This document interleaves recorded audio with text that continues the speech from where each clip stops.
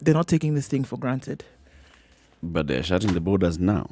They've zero cases. They've shut them down. Well, let's see. So nobody has gone to Sierra Leone in that time. Well, we don't know if anybody has gone, but if you they're there, they're not leaving. Yep. And if they haven't come, they're not getting in now. That's it.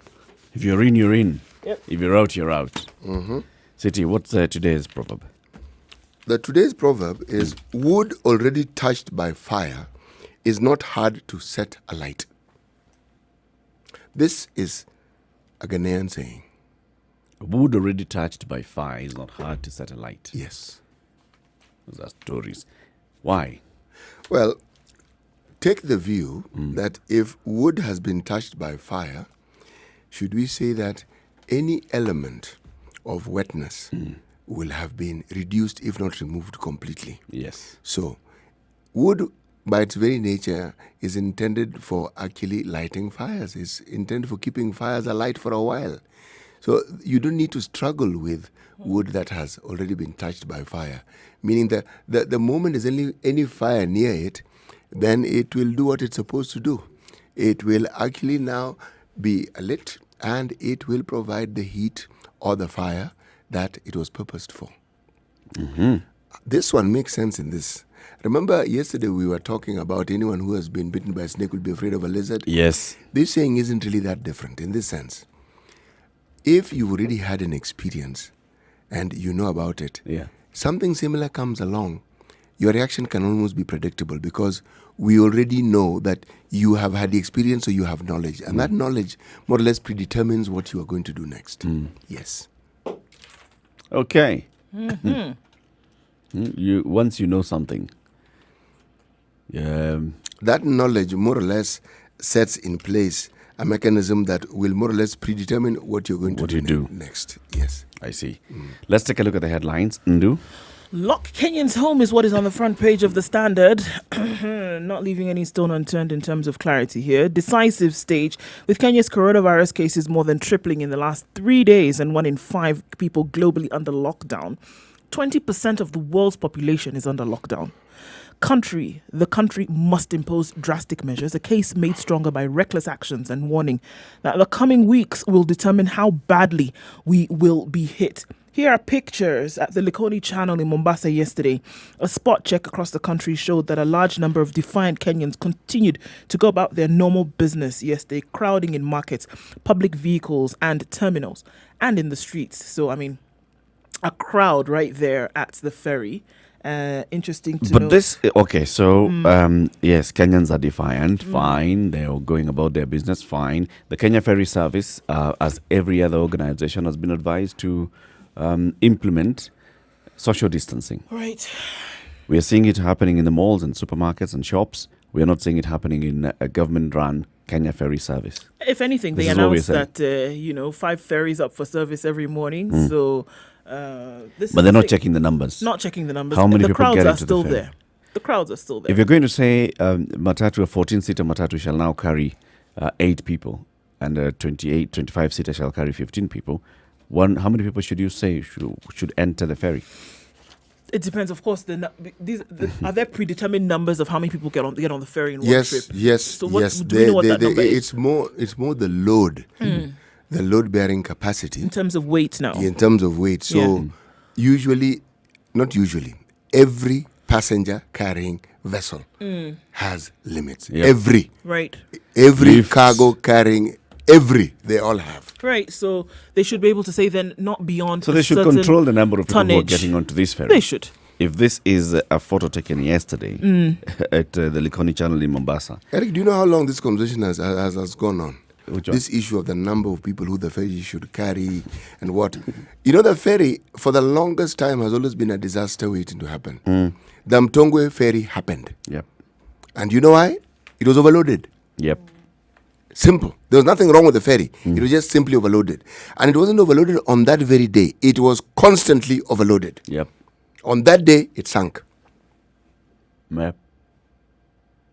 And these ferries that you're speaking of are much larger ferries. Yep. They carry probably even up to 6 times the number of ferry that small Mtongwe ferry used to carry. And look at those people. Look at the people. It's interesting to hear what some of the leaders that we look up to have said. Why did Wuhan beat the virus? This is according to Mombasa Governor Hassan Joho. A total shutdown, that is what has made them successful. They are even saying they will not allow other people to come to Wuhan, where it all began. WHO Chief Tedros Adhanom Ghebreyesus, the World Health Organization, has stressed maintaining social distancing, at least 1 meter distance between yourself and anyone who is coughing or sneezing, among protective measures against the coronavirus. The National Assembly Majority Leader Aden Duale: time is not yet ripe for a lockdown, as the government, especially the working committee led by Health CS Kagwe, is still in control of the situation. Kenyans should not panic. They should just follow instructions. That's what Duale has to say about this. Health Cabinet Secretary Mutahi Kagwe says tomorrow, which is today, we will be announcing further measures to respond to this situation. Okay. And yesterday, after he announced how many new cases yesterday? 9 new cases confirmed. Sorry, 8 new cases. No, eight new cases. 8, yeah. So now we are at 25. A number of confirmed COVID-19 cases initially restricted Nairobi now spread to Kilifi, Kwale and Mombasa. And we know how they got to Kilifi, Kwale and Mombasa. It's because of people who came and visited these areas and spread themselves widely. The last international passenger flights arrive in the country today, after which a 30-day ban takes effect. And new tougher measures are expected today. Rwanda, South Africa, Italy and India are in lockdown. We'll be calling a Kenyan who lives and works in Rwanda during this show to just hear what's happening there and, the perspective of the people in Rwanda. 25 confirmed cases, 647 number of people in contact with patients who are being sought. 25,000 big coronavirus test kits boost donated by Chinese business mogul Jack Ma. Well, the government, like the Standard is telling it to do, has some tough decisions to make. Yep, truth. 20% of the world is under lockdown. Our neighbors are under lockdown. Our Tanzanian neighbors, however, are chapaing kazi kama kawaida. Wameomba. Following the advice of their president. Chapa kazi kama kawaida. Kitu itakama itaenda. Yeah. But looking at the people in Nairobi, and these are photos on page 2 and 3 of the Standard. People in Nakuru, at the main bus terminus in Nakuru, beehive of activity. City residents going about their business yesterday, many not even keeping the physical distance as advised by health experts. The EPZ workers went on some sort of protest yesterday and a demonstration saying, look, we are still being told to come to work. Nothing like social distancing. None of these measures is being taken into consideration. What's happening? The EPZ authority ought to look at what's happening here. Broke Kenya now turns to donors for 122 billion shillings. 75 billion would be used to support poor people, some of whom might be rendered jobless as the economy is ravaged by the virus. Kenya has sought outside help in the fight against the corona pandemic, with the World Bank and IMF pledging 122 billion. The government, which has been running on empty coffers, made the appeal to the development agencies as the novel virus continued to wreak havoc on the country's health and economic fronts. This is as the country stares at a major slowdown in its economic growth this year, which has been scaled to 3.4% from an initial forecast of 6.2%. It'll be the slowest growth since 2009, when it expanded by 2.5%, following the effects of the post-election violence a year earlier. Central Bank of Kenya Governor Patrick Njoroge, in his press briefing yesterday, confirmed that the $50 million would be injected directly into the health system, which had been stretched by increasing the need for the country to arrest the spread of the pandemic. The IMF promised to give another $350 million, which is equal to 35 billion, and will be used to deal with the economic effects of the virus. So that would be a plan. Is Ukuri Atani under I'm just thinking. Are they aware of this? Is he under quarantine? Because where is he in terms of, asking? Because I can understand, well, the central bank is talking to the IMF and talking World about Bank, borrowing. yes. But also, the central bank seems to be appropriating this money. This money, they've already told us where it's going to go. Is that not really the job, is it? Is No, that it the job isn't. of the central bank? It's the job of the National Treasury. So where that's is the Ukuri question. Atani? Where is Ukuri Atani? And he goes on to say this assistance that does not have conditions, contrasting the funds from the standby arrangements, which normally come with strings attached. But there are no strings attached for this money that is being sought. So it seems that it has already been agreed that the money will be given. It will be interesting to then see what will actually be done with it. What does no strings attached mean? Usually there are conditions, there are certain things that you must do. But those, now, those in time, World Bank conditionalities. yes, those World Bank conditions. But in this time, when we're looking at a pandemic, they're not going to say, all right, just take the money. Just take the money, deal with what you need to deal with. And that is not true. It is not true. There are always conditions. They should tell us what these conditions are. The conditions can be softer. It's a bank. Yeah. It's a bank. Since when do banks give out money for free? When? Since when? It's never happened. They can call it a soft loan. They can say they'll give you a moratorium as to when you will start paying. They can say all those things. Maybe what they've relaxed you remember the World Bank conditionalities. First, do this, conduct an Take audit. care of corruption. Sort out corruption before we give you any money. Show us how this money is going to be deployed, and who's going to be in charge. Now they're just saying, all right, you guys need money, just take. That also is not true. You'll pay. It doesn't matter what disaster you have, whether it's cockroaches that have invaded the country from the planet Mars. They are not going to give you. They will set down the rules for giving the money and for how it's going to be used. Maybe they're avoiding, they're keeping social distancing. They don't want too much talk. So this virus is now being spread through. Unataka pesa? Chukua. Sort out your issues, we'll talk later. Don't no, tell me about how you want to live. No. Let's meet and sign this thing before this corona. You don't actually need to meet physically in order to sign something. Teleconferencing doesn't require you to meet. And believe me, why do we have signatures on soft copy? Digital signature. The truth of the matter is that everything... The law was signed, but it didn't cater for such. This has to be a physical signature. Let me tell you something, my brother. There are laws. As far as I'm concerned, this story is half-baked. There could be more than we actually... Where money is being given, as they say, lent.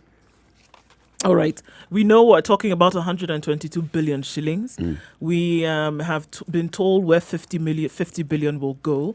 We've been told where another 35 billion will go. That comes to 110 or so.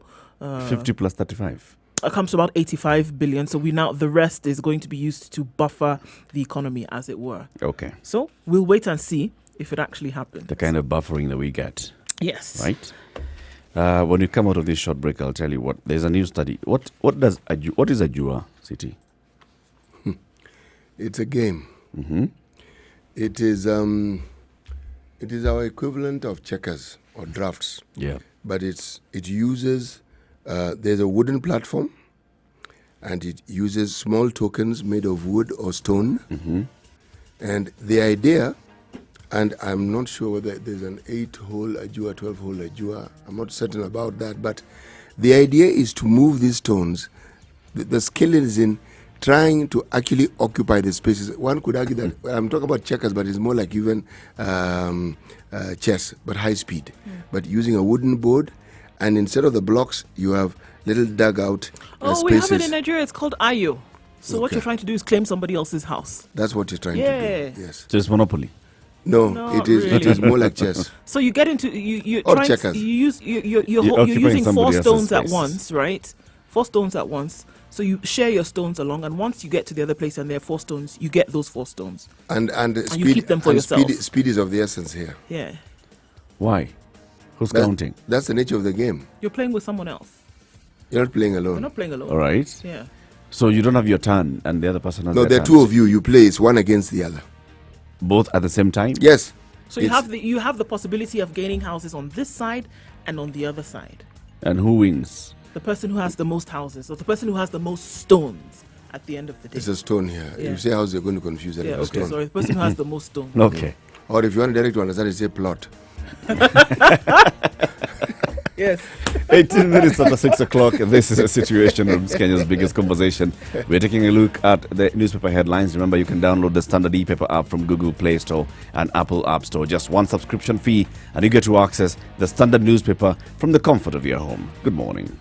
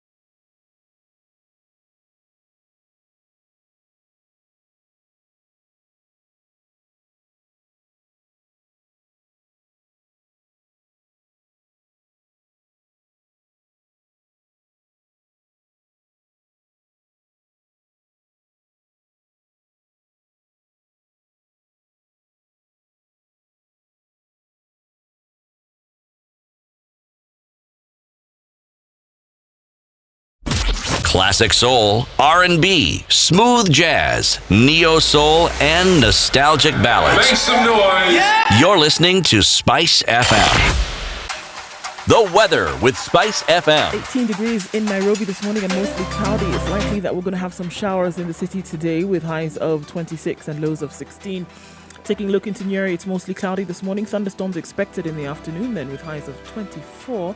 In Nakuru at 16 degrees, it's partly cloudy. Thunderstorms expected there as well, with highs of 25 and lows of 15.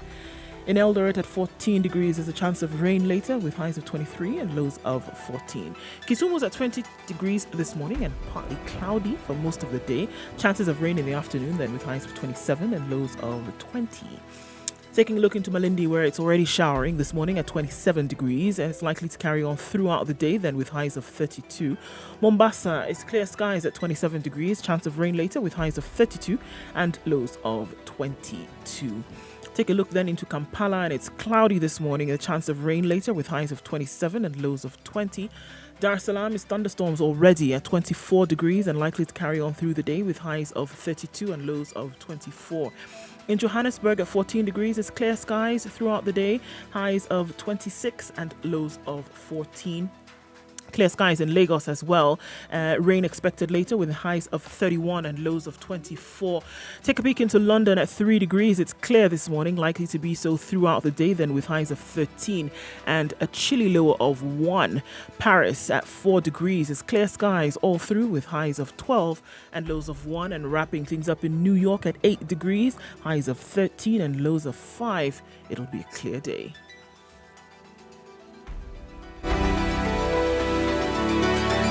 Spice FM. Spice up your life. Mature, intelligent talk every morning. Spice up yourself.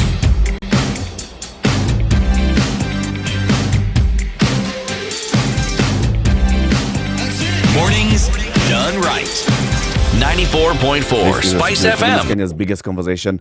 In the room, we have CT Muga Ndu Okona. I'm Eric Latif. We're taking a look at the newspaper headlines. Remember, you can download the standard e-paper from Google Play Store and Apple App Store. And you just get to subscribe. One fee. You choose whether you want a weekly, monthly, or annual subscription. And you'll be able to access the standard from wherever you are. Shortly, I'll also be giving you the numbers you can call if you'd like the standard delivered to your doorstep. Now that we have some partial lockdown and we're being asked to stay at home, you don't need to get out of the house just because of the excuse of going to buy a newspaper. The standard can be delivered wherever you are. So I was asking about Ajua because there's a company, company called Ajua, and this company says only 3 in 10 Kenyans feel adequately prepared to deal with COVID-19 in case of infection. 91% of the population is aware of the measures that the state has put in place to tackle the disease. 84% of those surveyed say that they understand coronavirus symptoms. 78% know what to do in case they are infected. The research shows 60% of Kenyans trust TV stations as a reliable source of information, dwarfing the number that trusts social media, which stood at 20%. Social media has emerged as the major source of misinformation. It's interesting that you say that because quite a number of stories popped out just yesterday with all sorts of things happening. And I think it's important, I don't know, mechanisms for verification of news that people use, especially when they're on social media. But I think it's important then to read it through a second and third lens, or to ask questions in terms of what the case actually could be. Because a lot of fear is being spread by the fact that somebody reads up on something and then it hasn't been verified. And it spreads like wildfire, this news, unfortunately. And I think there are lots of things out there that are being spread or being peddled that are actually not the case. You know, so the need for verification is quite high, especially in times like this. You know, when people are afraid and they're not even sure what to be afraid of, and essentially it's your mortality, what can happen. Fear is at its highest when you have some anticipated outcome. Now, with that comes every little myth that you've had suddenly has room and has the ability to become real. So now, anyone imagine something and they will speak it as though it is actually true. True. Now, part of the problem again is people had wanted to believe that we are immune to the virus. People still want to believe. That is why people will still flock churches. Because think, if I'm unable to feed myself on a daily basis, and I'm reading about the coronavirus and all the propaganda around it, it's the last thing I want is to be in a situation where I have the coronavirus, because it can easily then spread to the people you live with, because you share that particular space. Now, the issue of survival now takes a new turn. Yeah. So what will I do? I will either feed myself on things that I think will help me, as in I will listen to information and I will take in that information, or I will have a perspective that is alarmist in the extreme. Yeah. You see, why now self-preservation has to take center stage is because at the end of the day, even despite all the effort the government can make, if you don't make the effort to actually do what you can do, and there's a lot you can do, even the government cannot help you. Cannot help you. And I think that's one of the messages, if anything, with what's being spread here, that's one of the messages that must be then consistent. That while you're depending on a government to do what they are mandated to do in terms of protection of its citizenry, there are certain things that we as individuals, as communities, as families can do. And it's very clear in this case that, the social distancing and the taking care of your personal hygiene, washing your hands and all of this, and staying away then is necessary. Those are things that we actually can do and that we have control over. And I think it can't be said enough. I went to a convenience store near where I live yesterday, and there was social distancing not only being kept, but they've even indicated as you enter, you're told, maintain this distance. And people are maintaining the distance. Now, to tell you how Kenyans are, two people ahead of me, then suddenly somebody just goes, picks, and then walks right in front of the queue. You're like, wow, okay. And then sort of like realizes what I've just done. Yes, and they look and say, oh, sorry. Now, they have to move to the back of the queue. Yeah. Moving away from habits that we've acquired over lifetimes and things that we're used to doing on a daily basis, and simply getting to do what we now need to do. This really is a challenge. Because if one thing that is clearly not being maintained in this country is social distancing. Yeah. People are just going about their business as usual. The question is then what must be said? What else must be said to get this message to hit home? Because until and unless, it is an issue of lockdown whereby you're staying in your home, then this social distancing thing really doesn't mean anything to anybody. A lockdown throughout the world is not something that has involved public participation. No. It is lockdown. It's not a question. The army is out, stay in. It is not subjected to a debating panel. Yeah. No question. That's it. Yeah. You're not moving. And then you're also instructed, if you're going to move, this is how this is where you will go to, and this is how you're going to move. Yeah. That's it. End of that story. Well, now, we haven't had that in this country. So if we haven't, then what are people going to do? They're going to do what they normally do. Right, this is the thing. Until somebody then puts in the control or makes the announcements, people are going to continue and go about their business as if nothing is really going on. Not are going to, they are going. They're going about their business. Imagine, I was thinking about this, is what we call the middle class in this country is basically exposing the country to grave harm. So this middle class, one, is the one that's capable of traveling outside the country. So they are the people who've gone outside the country and come back. They're the ones who understand the importance of self-quarantining. They have not done self-quarantine, the ones that we have seen at least. They're the ones who understand the importance of spreading proper, correct information. On social media, a lot of disinformation is emanating from the middle class and being propagated by the middle class. Starting from that very beginning, the first day it was announced Kenya has coronavirus. Who is it that came up with the story of, Kenya, the government just wanted money from the World Bank? Who had all this knowledge? It's this so-called middle class who started spreading that information, the so-called middle class. So the consumers of this information, when Dr. Mulwa from Makueni County was here yesterday, and he was telling us, ordinary villagers are not believing what the government is saying because they've heard from their relatives in Nairobi and other parts. This thing is not there. The government just wanted money. Middle class is the purveyor of the disinformation. It's the one that's spreading this coronavirus around the country. When we come to revisiting and asking what did the government do, We shall also ask what did the people do, but let's not ask what everybody did. Let's start with the most. Let's be specific. Let's be specific. Yes. There are people who have made put us in harm's way. That is the group of people who are likely to travel more than the others. Yeah. Yep. Yes. They are the group of people who are likely to have been in contact with the very importers of this particular virus.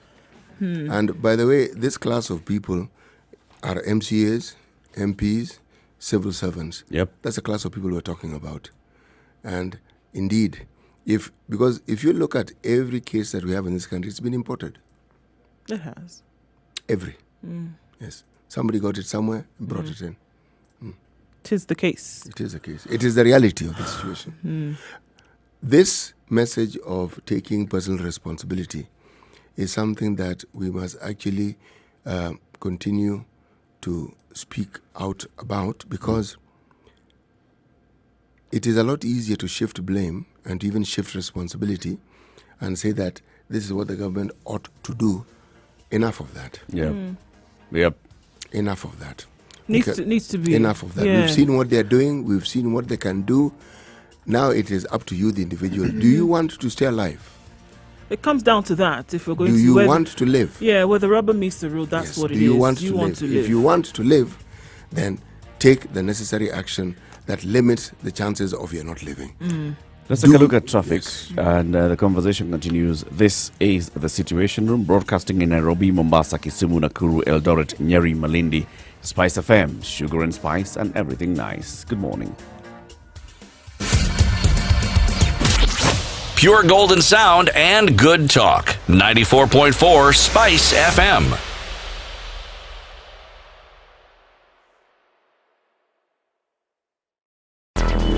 Traffic. Wayakire from Kisumu all the way into Nairobi, no jam, taking people 6 and 7 minutes to get into the CBD this morning. Mombasa Road, then coming out from the SGR and moving down then towards Nyayo Stadium roundabout. Absolutely no traffic at all. This is the case that we're going to see through most parts of the city today, coming off the Super Thika Highway today. Thika Super Highway. Did I put the words roundabout this time? Yep. All right, whichever way. There's no traffic. That's the point that we're looking at now, round about the city and even outside of Nairobi today. We're still seeing the situation where most people are off the roads. Public transport is still available at double the price, and we'll see if that changes later on today. Still early pickings. Let's see what it looks like in a bit. Spice FM KE is how you can reach us on Twitter. Give us a call and let us know what you see. We're already moving. Let's see if we'll move a little faster.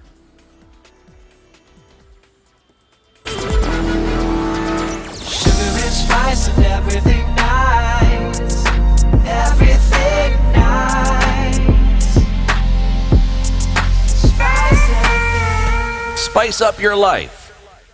Mature, intelligent talk every morning. Spice up yourself.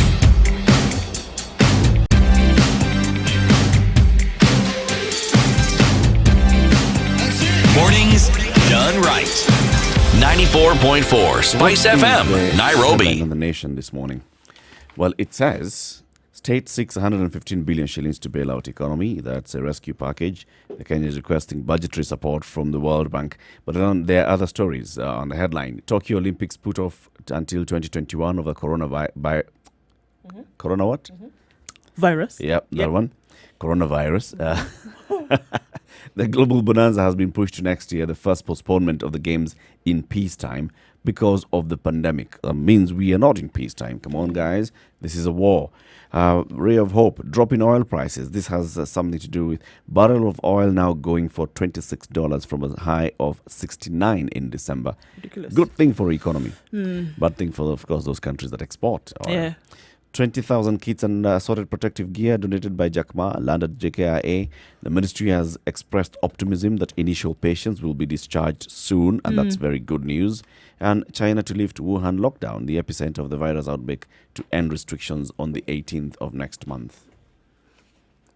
Too much happening. Just looking at that Olympic story, they had been hesitant for a while. I mean, you can imagine after years and years of preparation, they started 8 years ago when they knew, or rather at least 6 years ago when they knew that the games would be held in Tokyo.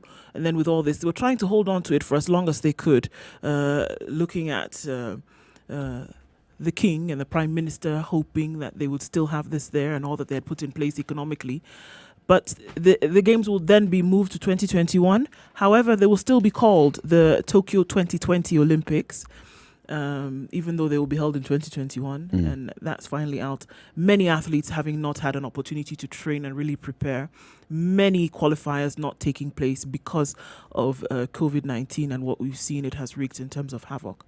So because of that, I think they had to then bow to the pressure and say, you know what? We can't do this, not now. But even more significantly, there are people who after this will not be able to compete again. Yeah. Yep.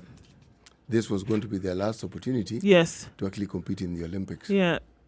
Because you have to look at things like, the age was one of them. This was So the they'll last. suspend their retirement.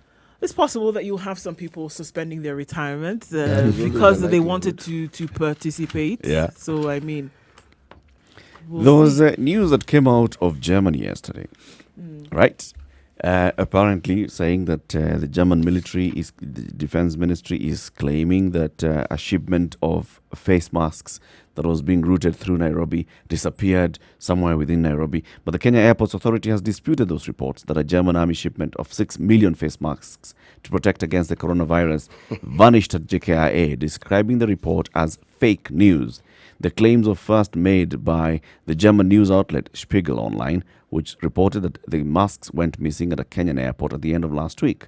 In its report, the newspaper quoted a German Defense Ministry spokesperson in Berlin, saying officials were trying to find out what happened to the massive order of protective equipment, meeting the FFP2 standards for protection against particles and aerosols. But KAA saying, look, we are looking through our manifest. Nothing like that has come into the country in the last 2 weeks. So we don't know. You're not likely to miss 6 million masks, are you? Really? I mean, it's really. highly unlikely. Yeah, it's not something that somebody's going to hide under a And table. if it was a military consignment, then also we're talking about military escort and such and proper tracking. Just pause. I have paused. Were we manufacturing this equipment? No. It was in a plane. In Yep. transit. Okay, so you're saying the plane landed at JKIA, Yeah. Yeah. and it's upon landing This that this thing this story disappeared. now Missing. emerges. It says it. So, military plane. Yep. Was it our military plane? Nope. Nope, most likely not. Precisely. Mm-hmm. So, Why was it being offloaded, first of all? Why is the cargo getting offloaded? Actually, we haven't gone as to why they All were right. passing through Kenya. Kenya. Yes. Yep. Going to Germany. Yes. Just establishing. Or where was it going? Maybe it wasn't. Maybe it was going to other We're German just troops establishing around that Africa. it was in the plane. Mm-hmm. So, at what point did it get off the plane? This is the question. And why would it, if it's on transit, why would it get off the plane? I think this publication maybe is the one that started the rumor. It's KA says it's fake news, yo. So- it's a respected publication, but we also had another respected media house claiming that they know the stowaway that dropped in London. They've clearly gotten the identity of that person. So it's the same kind of thing here. It's a very sensational story. It was bound to gain legs, but like No. there are very many questions here. Yep. How did you lose? How 6 million? First of all, How? the question is, was there really any cargo on that plane? Were there masks? Was there a plane? Thank you. Was there Now, a those are the plane? right questions. Yeah. Exactly. Were there masks to begin with? Yeah. That's the question. From thin air, all of a sudden, this and is we're not this, talking about 600. We're not even talking Million. about 6,000. not 600 million. Not even 600,000. 6 This million. is an international transit point for many things. We've never had. Have we even ever heard of such a case? No. No. Why? Now, in the times of COVID, I'm telling you, many stories are going to pop out of Some the of woodwork those- concerning this. one Somebody of is those- trying something somewhere. The This one- nation has given, like the itinerary or the travel itinerary of this this cargo priest. plane. No. I've moved on from that. Oh, you've left the the fake story. Okay, news. we're done. I'm back now to real news. Father Richard Odwor is said to have spent time with some family members after arriving in Kenya on March 11th before proceeding to the Holy Family Catholic Church in Utawala in Nairobi on Thursday. So we are tracing the route that this father took. Even though his sister Mary Odwor, who is quarantined at their home in Ugunja, Siaya, denies that her brother met some family members in Nairobi, it's not clear where he spent his first night because he arrived at the Utawala Church on the 12th. So there's a blank night. According to Father Bosco Kamau and Father Anthony Mario Egbonu, the priests at the church, Father Oduor spent the night of March 12th in the parish house. He travelled on Friday, March 13th, to attend a funeral in Ugunja, Siaya County. The same Friday, the first COVID-19 case was announced in Kenya. It was someone who had come from outside the country the previous week. He travelled by road and spent the night at home before attending the burial on the 14th. After the burial, he went to Sega Catholic Parish, where he spent the night before presiding over Mass on Sunday. Sources privy to the priest's travel plan said he could have also visited Luak Parish in the Rarieda sub-county and met a local priest and some nuns who had also attended the Ugunja burial. He might have also met other Catholic officials briefly in Kisumu.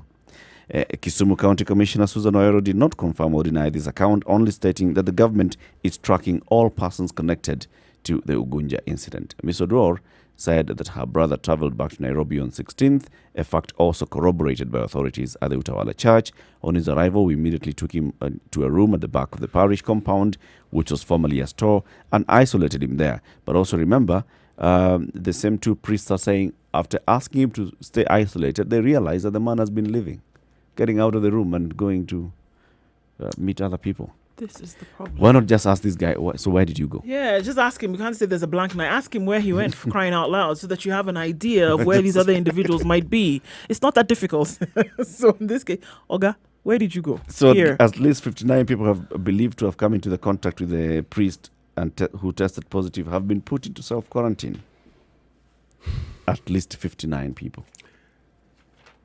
You know, for the longest time, the messaging with HIV was, well, among the many messages, use protection. Yep. And to ensure this happened, condoms were given out for free. Condoms would be taken. When you then surveyed the usage of the condom, what you found was that the condom would be used the first time, Yep. maybe the second time. By the third time, they're telling you, this person actually looks okay. And you ask the question, have you been tested? Say, no. But even if you look at the person, say, they look okay. I say, this one isn't something you look at and determine. You really need to get tested to actually know. There's something about self-preservation and understanding it that gets completely distorted with poverty.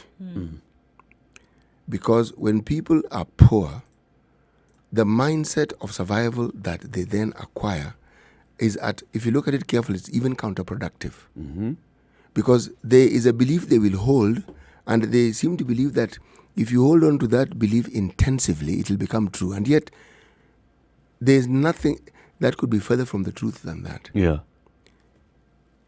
We found, for instance, that among the fisher folk, it was a very strange thing. You'd find in many fishing communities along the lake, the one thing that many of those people never had was they didn't have toilets. And you asked why. I said, but what do they need toilets for? The lake is there. Not only the lake, there's shrubbery, there's bushes, there's all. They had a place for having a bath. They even had a nice house, no toilet. I found it fascinating, just as much as I found it alarming. Because, so you had to ask, are you aware that you could be spreading diseases? Next to a water body. It is not something that even occurred to them. Now, when you then talked about the networks, social networks, and how it would help spread, because among the fisher folk, there's a term that has become common in the media called jaboya. How it was called sex trade for fish. Okay? It's not as though you didn't buy the fish, you're just given priority to buy it because you're a sexual partner. And this sexual partnership was shared by many others. And this is a community of individuals who did not use condoms, who did not use protection. It didn't even occur to them. And these are people who had families. And many fisher folk had families in many of the beaches that they went to fishing, depending on what season of fishing. To date, people still don't seem to understand that the protection that was being preached at the height of the HIV pandemic is still in force. What ARVs have done, it has made people well, healthy looking, and they're still on ARVs. But nobody looking. Yes, looking. But nobody announces that they're HIV positive. Right. So one could even argue that with the ARVs, the risks have even become greater. You could have a second phase of infection as a result of this, because People simply refuse to change the way they behave. They behave. And you see that behavior change could then result in a reduction of a lot of the cases that we see, a reduction of infection. Significantly, right? So the same can be applied here today with this. It is the same thing. The same idea, the same concept. Same. If you change basically the way in which you do things, change the way in which you think, you are more likely to reduce the rate of infections, or in this case, to put it very simply, to live. You have a higher chance of living if you change the way in which you would normally act or behave. You're more likely to be in crowds. Stay away from crowds. You don't wash your hands, start to wash your hands. You don't maintain hygiene in your home, start to do that. And you could see that you would increase your chances of staying alive in this case. We were discussing this yesterday, if you recall, and we're saying, this very concept of behavior change, it's not that it's alien to people. It's just that they don't see the need to. They don't understand. Now, there's a concept, it's called fatalism. What will be, will be. Que sera? Sera. Yes. So it's like, okay, what are you telling me? It doesn't really matter, does it? That actually is not true. A lot of the things that happen to you, you determine it. The decisions you make propel you in a certain direction that guarantee that certain things will happen in a certain way. Look at the consequences of being known, for instance, at the government level, of not keeping the promises you make to your citizenry. At a crucial time when the citizenry need to take you seriously, they won't. They don't. And they need to, for their own sakes. But take it to the citizenry. At a time when you need to consider that these handouts you take from politicians guarantee that they will feel you've already been paid. So they are not likely to do anything that's going to help you because they feel, after all, we pay them when we campaign and we give them money. The behavior change would be, don't take money from a politician. Yeah. It gives you leverage. You can actually put pressure on him because there's not, you don't owe the person anything. You can actually state it. But this network of behaviors that we have, if you look at them and how it contributes to the position that we are in, the one thing as citizenry we don't seem to have done a good job of is taking the responsibility of what we have done to contribute to it. Everything we blame the government, Yes. we expect the government. Yes. Forget the blame game. Tunaomba serikali ama hii serikali. Hiyo tumeelewa and we know how lame the government is. Hiyo yote tumeelewa. But us, how lame are we? Yeah. These simple things that we can do. Simple. Washing hands, how complicated is it? Doesn't really cost you much, does it? And you're being told, 20 forget the seconds. sanitizers. The soap and water is the real deal. Yeah. It is. Regularly. Remember, you can get the bold and factual newspaper, the Standard, delivered to your doorstep. I'll tell you the numbers to call in case you would like this newspaper delivered to your doorstep. If you're in the Nairobi metropolitan region, that's Nairobi, Kiambu, Thika, Machakos, Kajiado, Ngong, and such areas, please call Anthony Mutunga, 0702 905 941. That's 0702 905 941. Coast and Mount Kenya, 0702 905 780. And if you're in the Rift Valley and the Nyanza region, 0776 756 107. It's 11 minutes to 7. You are tuned in to Nairobi's #1 soul station, Spice FM. Sugar, spice, and everything nice. Alright, okay. Spice FM. Spice up your life. Mature, intelligent talk every morning. Spice up yourself.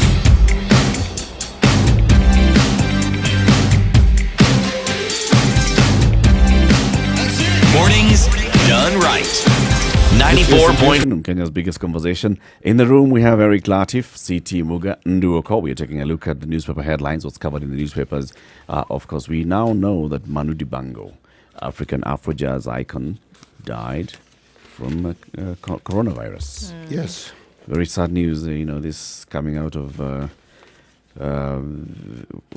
this part of the world.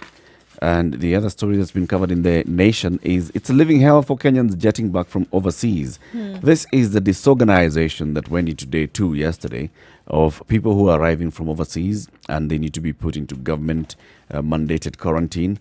And those quarantine facilities, the communication there is not clear. People are being taken to hotels. The police officers who are supposed to enforce this quarantine don't have much information. The behavior of the officials there is that of normal government behavior. You just go into the room, okay? All these questions you're asking, you don't need to have to ask. So overwhelming numbers of poor planning and Kenyans indiscipline have been blamed for the quarantine mess for passengers arriving from abroad. With the government expecting at least 3,000 international passengers, the selected hotels for self-quarantine had not anticipated such numbers. The reality of being a passenger arriving at JKIA during this COVID-19 season hit hard for 22-year-old Okari Wabunya and 20-year-old Jamie Nyamongo when their KQ plane from London touched down yesterday at 4:30 a.m. 4:30. The two are university students in London and among tens of other passengers who were yesterday held at JKIA for close to 4 hours before they could be screened and allocated an NYS bus to transport them to selected mandatory quarantine facilities.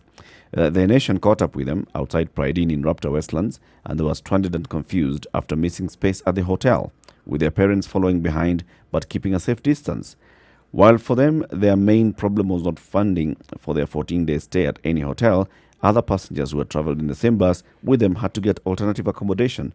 Because they could not afford staying at this particular hotel, it was charging 6,380 per night. So, get into the bus, go. You have not communicated with the hotel that you're taking people to. Do you have how much space? How many rooms do you have there? You have not told the people, look, if you can afford to go to Pride Inn, get into this bus. If you can afford to go to this other cheaper facility, get into this bus. Total confusion, and the government says it's on top of things. Unfortunately, it is not the case from what we've seen, and still confusion in terms of what is going to be done. We're looking at, like you said, hundreds of people who are entering into these quarantine facilities in different parts of the country, and still no clarity in terms of what needs to be done and how they're going to be handled. Of course, the cost being one of the major elements here. People not able to spend the amount that needs to be that is being asked of them. And in terms of backing down by the government, there's no backing down. If going into quarantine is going to be at your cost. We haven't seen any let up concerning that. Whether it's 2,000 shillings or 20, there's still a cost attached to it. We talk about communication as though everybody understands it. And as if when you use the word communication, it is then understood that this is what you're actually trying to say. Yep. If you are told on the flight, when you're on a flight, before you land, you're told, if you're on transit, blah, blah, blah, blah, blah, you need to do this. If you're this, you need to do this. Yes. If you're Go landing to this gate. All that information can be given to you, even if you're using, say, Kenya Airways and you're in Gwangju, there are Kenyans in that place who can give you that information. I'm simply saying this comprises information. This information, when packaged and given to you, comprises communication because you can then give feedback. So by the time you arrive in Kenya, you're aware. There are hotels for 500 bob. There are hotels for 1,000 bob. There are ones for 10,000, yes. 20,000. Which is yours? But the citizen rightfully will ask, why is the government not taking care of us? You then have this situation where you're now talking about the availability of foodstuff. Let the government not give us any free things. But, for instance, can you remove some of these levies you have so that when people talk about reduction, it is real? It's clear. It's a real reduction. It's a real, not this nonsensical 1% we're hearing the banks talking about. And for a lot of people to then understand really how this translates, it means that, look, at the end of the day, because they're saying, okay, so why then do we need to reduce the cost of food? Because here you're asking people that essentially they're going to be at home for a longer period of time. Yes, they are. All the children are going to be at home, for example. That means you're going to consume more, inevitably. Now, that means you're going to then buy more. So if the cost of food then comes down, then you don't feel the pinch as much because you're going to be buying more as a result of having to consume more. So then you don't have to spend more to get more. That's the thing. If I earn 300 shillings a day and the government makes it possible for these 300 shillings to buy me 900 shillings worth of goods, my life is very different. And then if I'm staying at home for 30 days, that I know that I have I can sufficient- understand. Stretch it. Yes, I can stretch And it. also, even if the government takes a beating because they're not earning money, it is okay. It's not forever. Yep. Work it out. For the next 3 months, we will take a beating. This is the sort of beating. When we've taken this beating, what do we need to recover? You'll be recovering nothing if your population has died off. Voila. So keep them alive so that when you are in the recovery period, they are there to. They're there To help you. and they work with you. Yes, Yeah. China is now lifting restrictions about traveling into Wuhan. It is possible now. You know, this thing didn't take a year. Yep. It took 2 months. Yes, but we are seeing it. You know, everything that we're talking about, we are seeing it. Roll out before our eyes. Yes. You say that because President he was in Wuhan, and he said, you know what we did here is that we were not, he said it yesterday, we were not asking questions about what needed to be done. Public transport shut down. Complete. Restaurants Shut shut down. down. Banks, everything. The only public facilities that remained open were hospitals. Even the hospital that they built has been closed because There are no there patients. are no more patients. But then now he was asking his people, basically, do you now see What we meant. what we meant And why we had to and do why what we we had had to to do do. what we had to And do? of course they see. And they see that. Even those of us already in China can see. Yep. Today the metro opens again. It opens again today in China. So and things are people- coming back to normal. Things are coming back to normal. So like Manufacturing you say, is. and China is being looked at again. Would that be able to happen? The world is looking at China right now and saying, you know what? The manufacturing of a lot of this medical equipment that we require now in drones, now China is able to do that because of the measures that they took before. So is the economy going to recover? Absolutely, and in record speed. Because recover. again, everybody's looking at them now. Everybody's looking at them now. It's going to skyrocket. There you go. Because of the measures that they put in place, just Also being 60 organized. days ago, and Something being as simple as extremely now organized. not being organized on this particular issue. Quarantine facilities, government mandated quarantine facilities. Why don't you just have that one thing? You only have one job to do. Put somebody in charge of that. Let them just manage that. It seems like there's nobody in charge of this. It's everybody trying to Do their own thing. do their own thing. City Muga, as we come to the top of the hour, today's proverb. Wood already touched by fire is not hard to set alight. Wood already touched by fire. It's not hard. It's not hard to set alight. Yes. Okay. And this you said is from Ghana. It's a Ghanaian. It's a Ghanaian proverb. Yes, it is a Ghanaian proverb. Wood already touched by fire is not hard to set alight. That's today's proverb. This is a Situation Room, Kenya's biggest conversation. Keep it right here. In the next for the next 3 hours, we'll be having a conversation around coronavirus, Kenya's preparedness, the world's preparedness and reaction and response to this. We'll be joined by our guest host for this season, Dr. Mercy Korir, KTN News medical journalist. She'll be here, and also we'll be talking to the Hotel Keepers Association shortly. Good morning. It's 7 o'clock.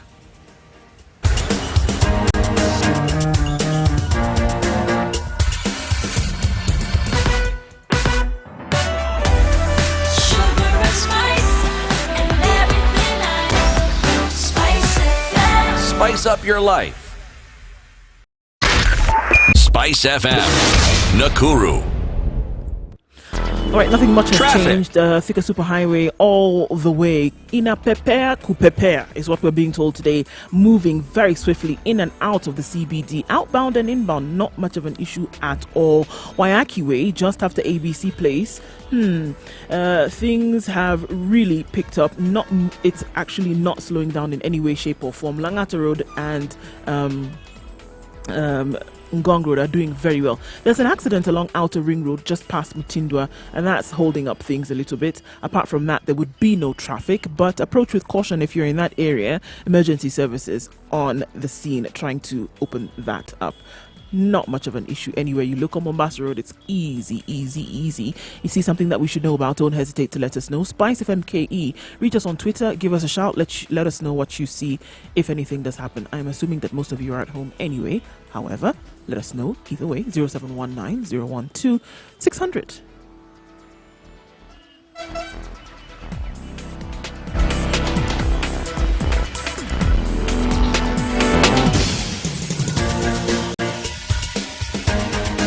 This is the Situation Room the home of hard-hitting political commentary and penetrating insights about the state of the nation. This is a talk radio experience like no other. The Situation Room, a place for hard truths, debates, and elevated conversations. The Situation Room, witty, political, engaging, deep, controversial. In the room, we have C.T. Muga, researcher, academic, seasoned political observer, a fountain of wisdom in these politically uncertain times. Ndu Oko, Nigerian by birth, Kenyan by choice, communications expert, Pan-Africanist, a truth seeker and believer in people power, and Eric Latin, agent provocateur, the man in the chair, seasoned journalist, news hound, a man who believes in punching up, not down. This is the Situation Room, 2.5 the minutes past only 7 way o'clock. to Good start. morning. This is the Situation Room, Kenya's biggest conversation, broadcasting on Spice FM 94.4 in Nairobi, Mombasa 87.9, 102.5 in Kisumu, Eldoret 96.7, 96.0 in Nakuru, 90.9 in Nyeri, 97.7 in Malindi. We're live streaming the show as we always do every morning, www.spicefm.co.ke. Watch our live stream as well on Facebook, Spice FM KE, and YouTube, Spice FM KE. Joining us from now until 10 o'clock is Dr. Mercy Korir, the KTN News medical journalist. Karibu, Mercy. Good morning. Had a good night? Oh, yes. Now, remember, you can ask Dr. Mercy Korir anything regarding coronavirus. If you've got any concerns, the hashtag is Ask Dr. Mercy, and you can call in on 0719 012 600 as you discuss the issues pertaining to coronavirus. A lot is happening on every new day. Every day there's something new, there's something ridiculous, there's something positive. So we are seeing, I think coronavirus has opened us up to all manner of things. From people taking drastic, strange measures because they had a world leader say a certain kind of medicine or component can treat Why are people coronavirus. blaming it on Trump? He was not the first one to say this. I was actually listening to the press conference where he said that, and he said, FDA would normally take so long to approve this, but now they have approved. But now what people did not listen to was immediately Dr. Fauci came on. He said, we have not approved. It is not yet ready for use. Yep. But now people picked the first part of what he said. And unfortunately, that's trickled down to Africa. And Ndu can bear as witness that we've had people who are in critical condition. Some have died because of hydrochloroquine overdose. It boils down to something very simple. When people are told not to self-medicate, they actually don't really comprehend what that is and why it is that they're actually told that you need a prescription from somebody who understands. Who understands. Yes. But again, when people are in panic, no, this is not panic. When people are in hysteria mode, I think logic does tend to go out of the window. There's no logic here. Yes, and it goes out fairly fast. So It's interesting because I remember during the height of the Ebola crisis and looking at what happened in Nigeria is that we got to the point where salt is often linked to being able to remove impurities, right? And somebody then stood up on a podium somewhere, and the idiocy of it is that they opened their mouth and said, you know what? Salt can cure Ebola. So people in droves, mass numbers in Nigeria, began to drink salt water, bathe in salt, all kinds of things with salt. And then you had people actually falling sick from this. The same thing is being seen here, whereby Lagos University Teaching Hospital had more cases of chloroquine poisoning than they did of COVID. So, I mean, honestly speaking, I think it really have to be very careful about what we're putting out there. And then again, what we're just believing at whim, Actually, it isn't at whim. Remember, there's the facade we present to each other on a daily basis to conform and to fit in and to be socially acceptable. And then there's us, this thing we were brought up with, things that we believe in, things that we hold sacrosanct, but we never really talk about. Why do you think, for instance, that if you invoked witchcraft, people would be more scared of it than if you told them the government was going to do something? Because our people believe in witchcraft. They actually believe in its potency. Yes. That's why witch doctors are in business. If they didn't, you'll hear someone goes to a doctor. Again, I draw from the example I saw of HIV. Here is someone on ARVs, and they're still seeing a witch doctor, and you ask him, what on earth is Oh yeah, the matter true, with you? true. They will go to the doctor, but seek a second opinion from the witch From the witch doctor, who And- knows nothing about this And disease. chances are they'll follow the instructions of the witch doctor and ignore those of the doctor. Okay. Now you have a disease such as this one here, and you're being told all sorts of things. The witch doctors are having a field day. They're in business. Yeah, because this one lends itself to gobbledygook at the highest possible level. Any nonsense will fly. If people can drink Dettol, if that is to be true, Yep. okay? Because your pastor said.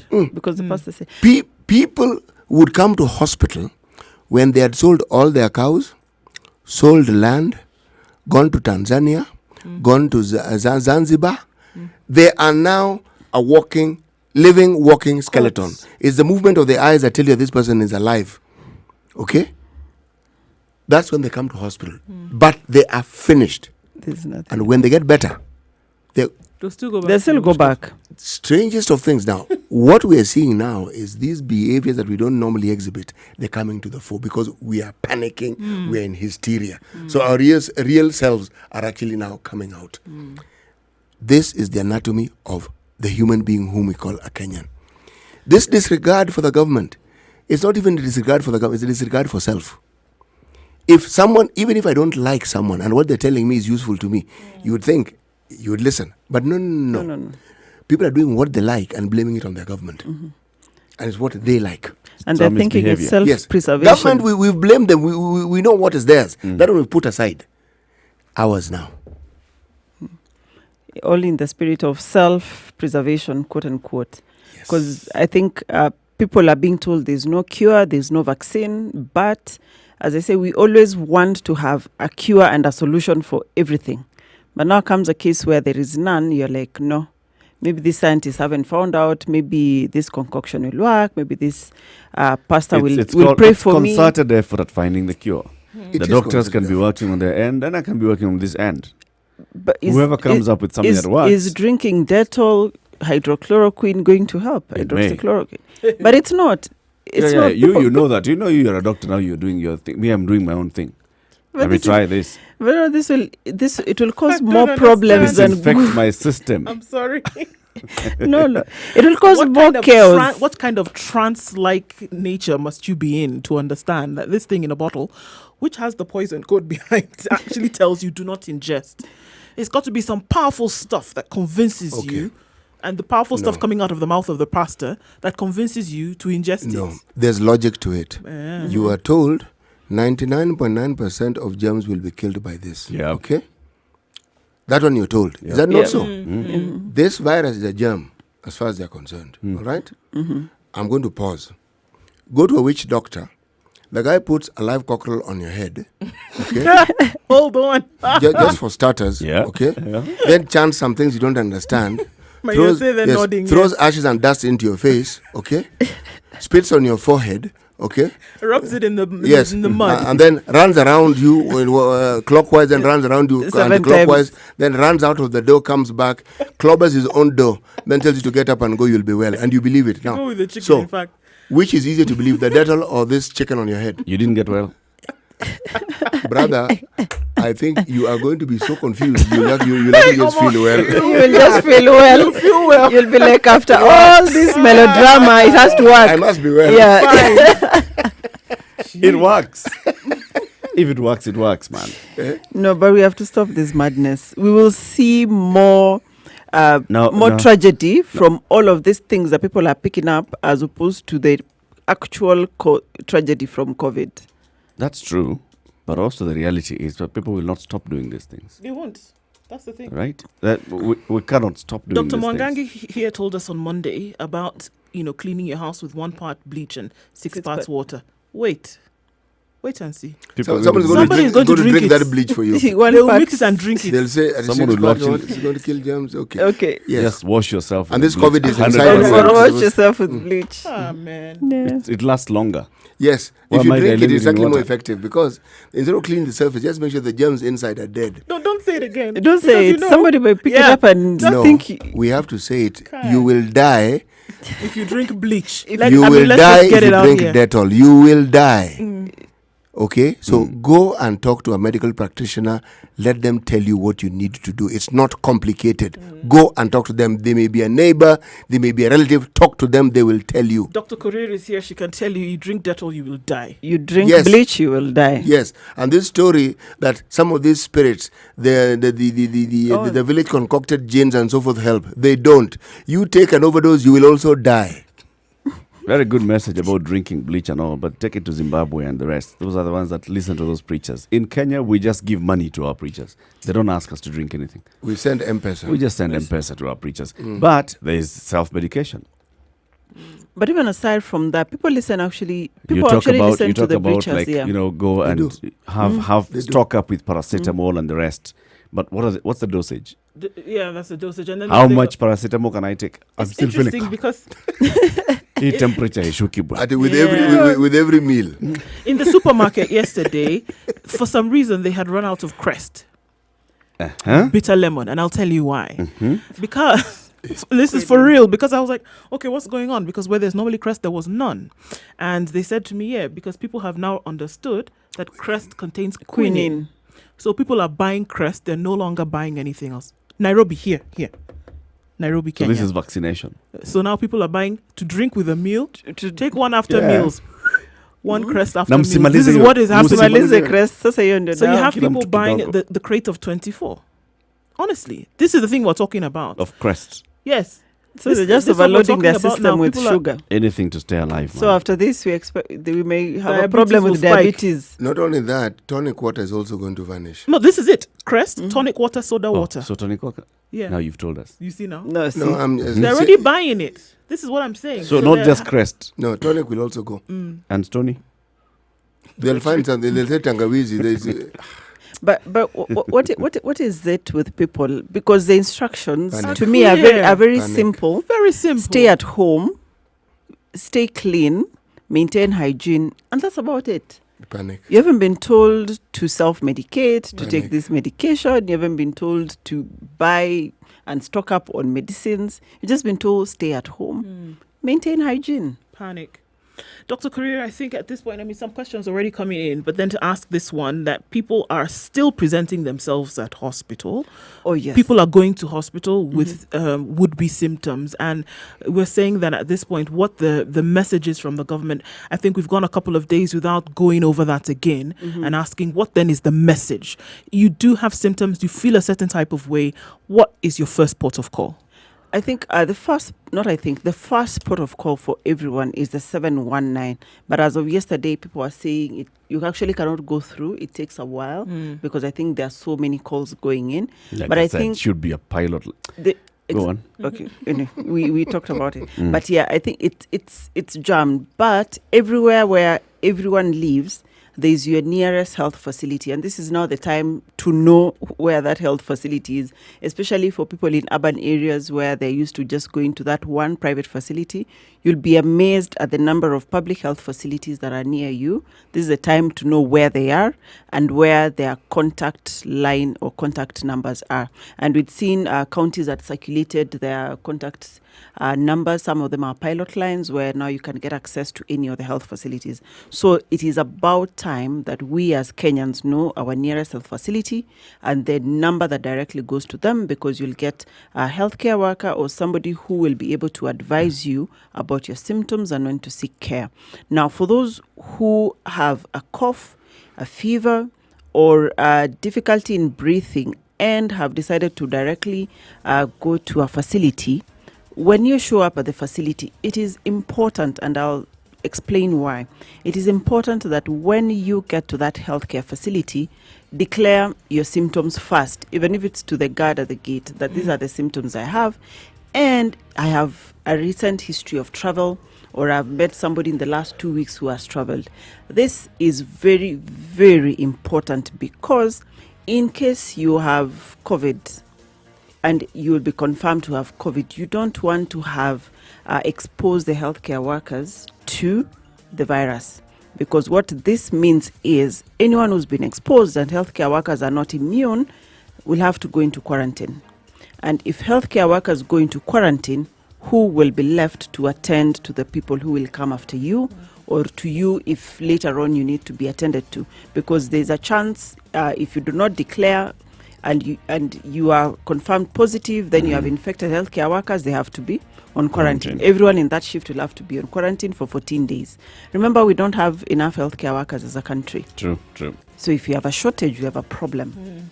Good We have a message problem. coming in from Dr. Mercy Kariri this morning. Let's Declare take a short your break. status. Go into weather. Coming out of this break, we'll be speaking to the Chief Executive Officer of the Kenya Association of Hotel Keepers and Caterers, Mike Masharia. We'll talk about the impact of coronavirus on the hotel industry in the country. We'll also talk about the hotel industry's response to this, especially to the self-quarantine, the government-mandated self-quarantine facilities. Good morning, 17 minutes after 7.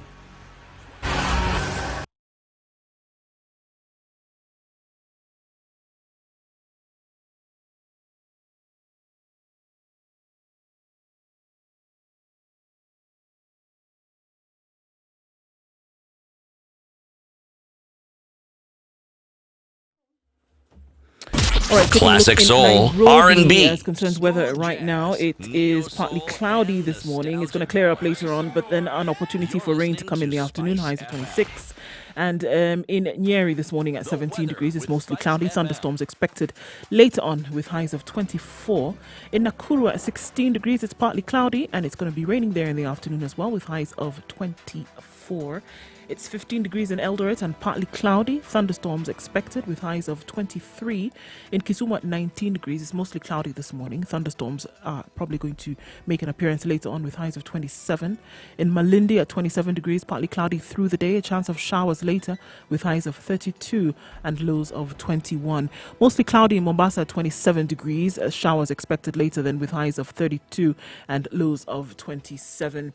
In Kampala, it's mostly cloudy at 20 degrees. Thunderstorms in the afternoon with highs of 27 and lows of 20. Dar es Salaam is rainy, scattered thunderstorms throughout most of the city. 25 degrees currently with highs of 32 rather. In Johannesburg at 15 degrees, it's mostly cloudy. It's going to be clear skies later on though with highs of 26 and lows of 15. We're wrapping up in Lagos for now with clear skies at 25 degrees and a chance of showers in the afternoon with highs of 31 and lows of 24.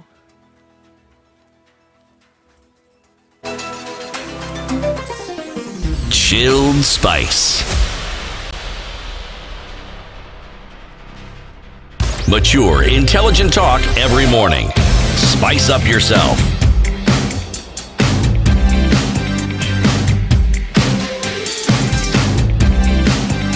Mornings done right.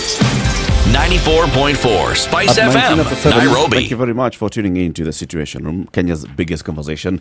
In the room, we have CT Muga, Nduo Koa, Mary Latif, and our guest host for this season, Dr. Mercy Kariri, KTN's medical journalist. Now, the coronavirus has had a huge impact already on some sectors, aviation sector, the flower sector, horticultural sector, especially the floriculture and horticulture, and the hotel industry. And we are now speaking to the Chief Executive Officer of the Kenya Association of Hotel Keepers and Caterers, Mike Masharia, who's joining us on the line. Good morning, Mike. Good morning, Eric. Thank you very much for speaking to us this morning. Of course, now we know that several hotels have already declared that they are closing down because of lack of business during this season. There's a big hit to your members across the country. Yes, Eric, we are in a situation whereby we have to shut down. As it is, from today, there won't be any more international flights landing. We'll have to empty out all the clients that are staying with us. And it's a technical shutdown, basically. But we understand that the priority is to stop the spread of the virus. Yeah. So we have to comply. But generally, in terms of the sector, we are grinding to a halt, basically. How many members do you have in your association? Our association caters for about 250 members. Mm-hmm. But the situation is affecting the wider sector. Yeah. When you think about restaurants and pubs, Yeah. when you think about entertainment, sports, you think about airlines, Yeah. the aircraft are not flying. When you think about the person who supplies us with with meat, for example, sausages from Farmer's Choice, cabbages from your lady at the market, Yeah. power, water, fuel. Everything is affected because we only own the buildings and the furniture. Everything else we actually outsource. When you think of your Coca-Cola on the table, the meal that you're having, the cup of coffee from be it the local tea and coffee manufacturers, Melvin's, Ketepa, and the likes. So it's affecting a lot of other industries in the supply chain, including from the small supplier to the large suppliers, including manufacturers.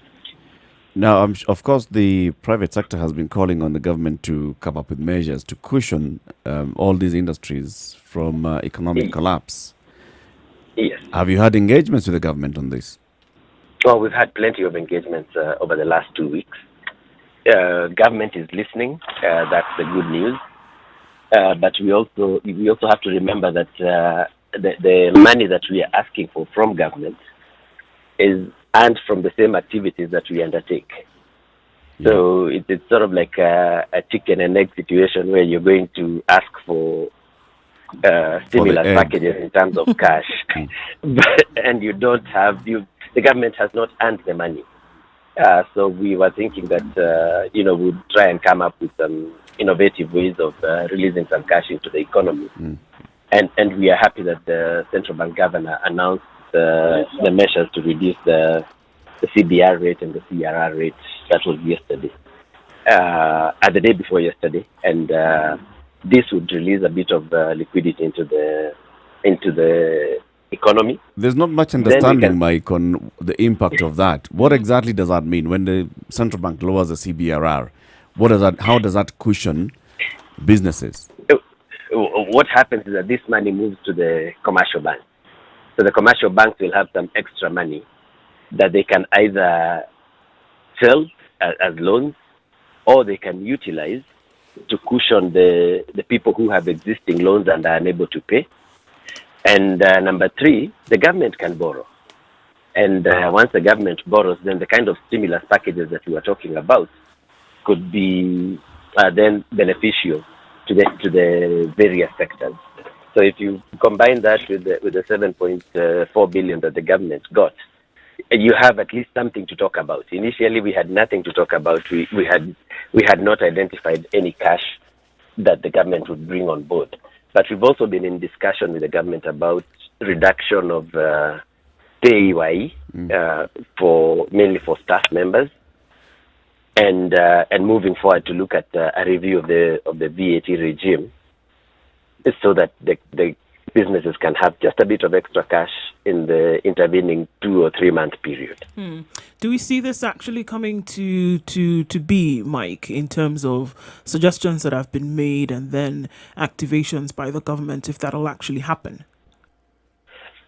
We are confident that something will happen, because if you look at the trends over the last 1 week, we had started with a position whereby we didn't have any negotiations at all. Then we went and gave these proposals to government, and we approached it from a wider sectoral view, with a multi-sectoral view, where we involved other sectors. We involved manufacturers, we involved floriculture, and we formed a team under KEPSA that then would put together a single paper so that we can talk to one person,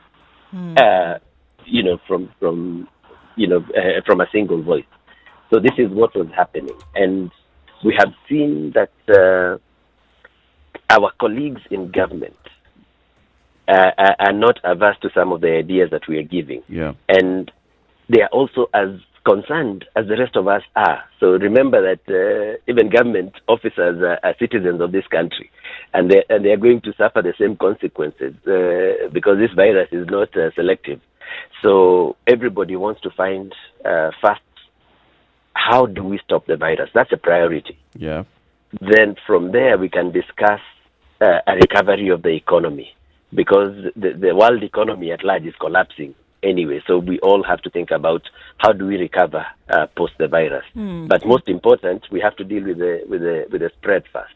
Right, and that's very important, dealing with the spread at the same time, looking at the potential, in this case, not a good one, of people losing their jobs. And are we going to see this, Mike, widespread? Lost? We've got different approaches based on the different sectors. You have our sector now, which is very labor intensive. We look at, if you're a very efficient operation, 35 to 40% of your revenue goes to payroll costs. Yep. So you can see the contribution of labor in that sector is quite huge. So we've agreed. We've sat down with our partner unions. We've sat down with the CS of labor, the Commissioner of Labor, and have tried to come up with ways of how do we then keep these jobs for as long as possible. So our initial idea was anybody who has any pending leave, then they can go away on a paid leave.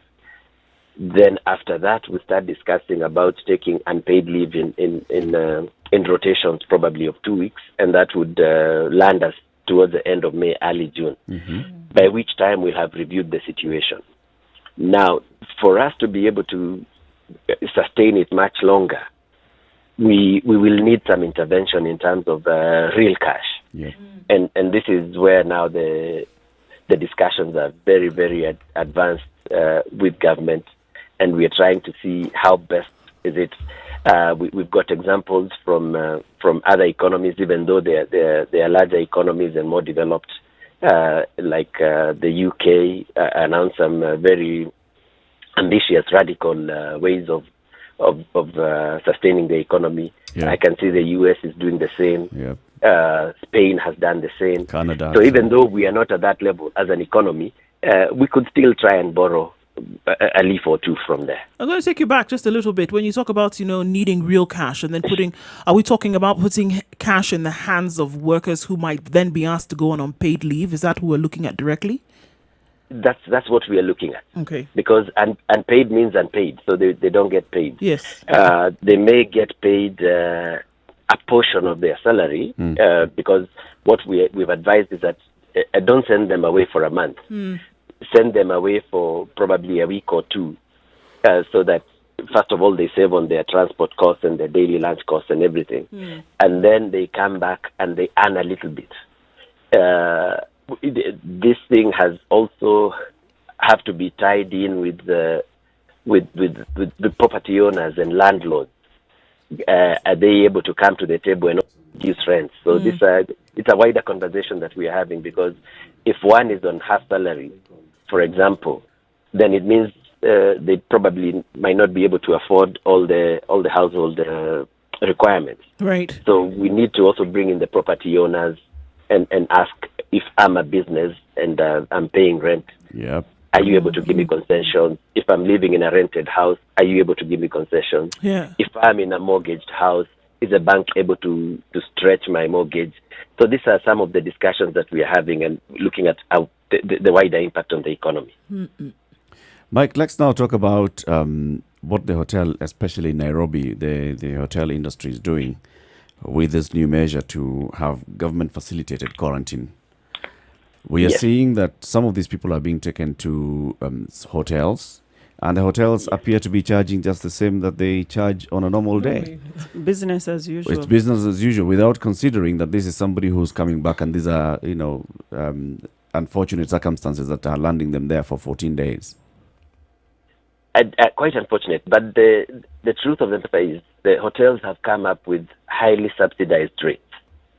What they did is that they just calculated what they need to cover their costs.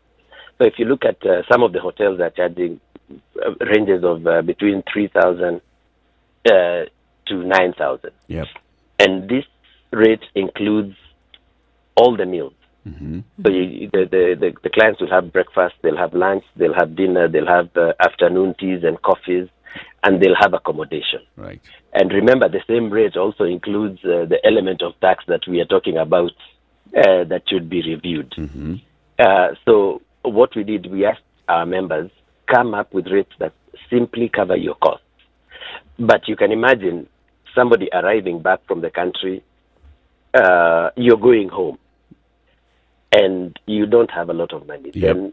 Then you're faced with a situation where you have to cough up an extra 60,000 bob for 14 days, or even 100,000 Yep. for 14 days. Yep. It's an expense that you are not expecting. And could it have been handled better? Yes, under the circumstances, because what we were thinking is, could we get a bit of subsidies from the government, use their facilities and use some of the other facilities and get subsidies. Yeah. But at the same time, these are discussions that had not really taken place. So hopefully within that window of 14 days, we might be able to land at a middle ground. Hopefully. We haven't even started the discussions with government yet. So the discussions haven't started. It's just you've just been asked to provide us a facility. The announcement, if you recall, by the cabinet secretary was that you come back, you self-quarantine Yep. at your own cost. Yes. So that was the message to the citizens and the residents who are out there. Mm-hmm. So when they're coming back, I think they knew that they would be required to pay something, Yep. but they didn't really know how much it would cost them. So it's a situation whereby you have somebody paying an extra 100 or 50,000 shillings, and then you're looking at the bigger picture. Is this the best way to stop the virus? Mm-hmm. And you can understand that the CS is faced with some very hard questions to answer and very hard decisions to make. And when you're looking at people's lives, then that would be probably the top priority. But at the same time, we must be in a situation where our citizens feel that they are welcome back home. They are not being shoved aside. They are not being treated like criminals, and they are made to feel as comfortable as possible. And importantly, Mike, is somebody who's coming back home. This is not how you want to spend this money at this point.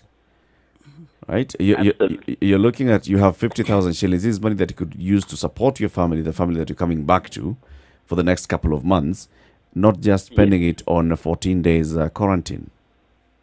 Yes, I agree with you, but we have seen some highly indisciplined characters coming back and being told to self-quarantine at home, and they move around putting the rest of the citizenry in danger.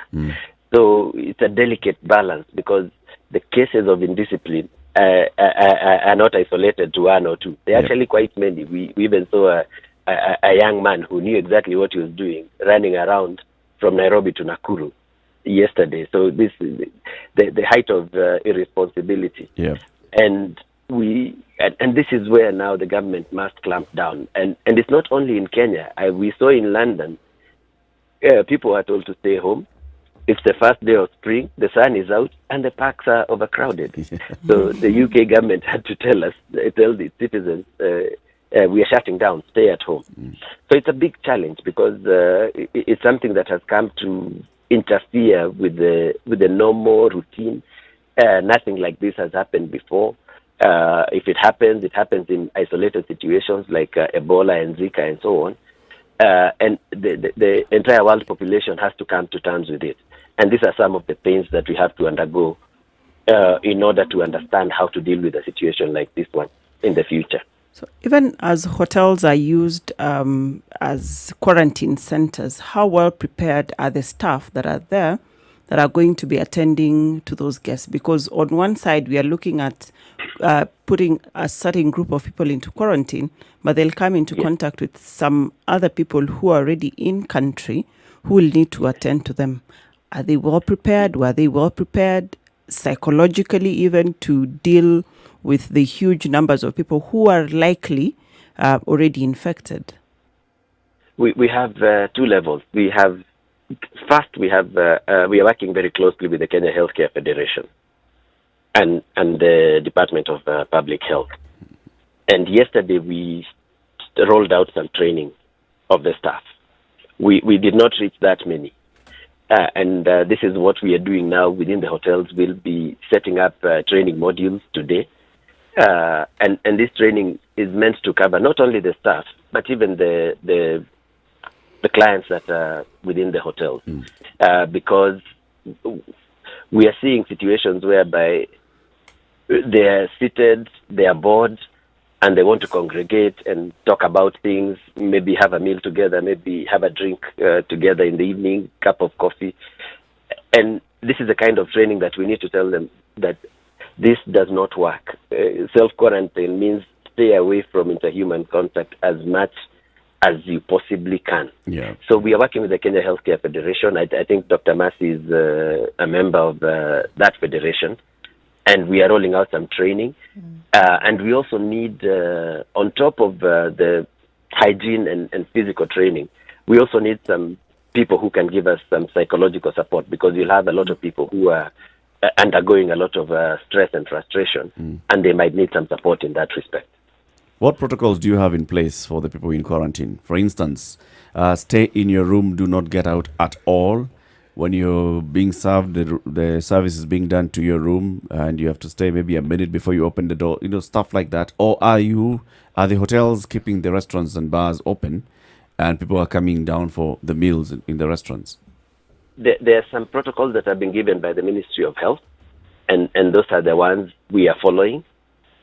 And they're exactly the same as how you behave in a public place, 1.5 to 2 meters away from each other. So we've told the hotels that are hosting people to, first of all, set tables as far apart as possible. Don't have more than 4 people around one table. Don't congregate around the buffet. Keep the lines. But it's something that needs more of a communication than enforcement, because people forget. I got an opportunity to go to a public place yesterday, and I could see that people are still not very conscious.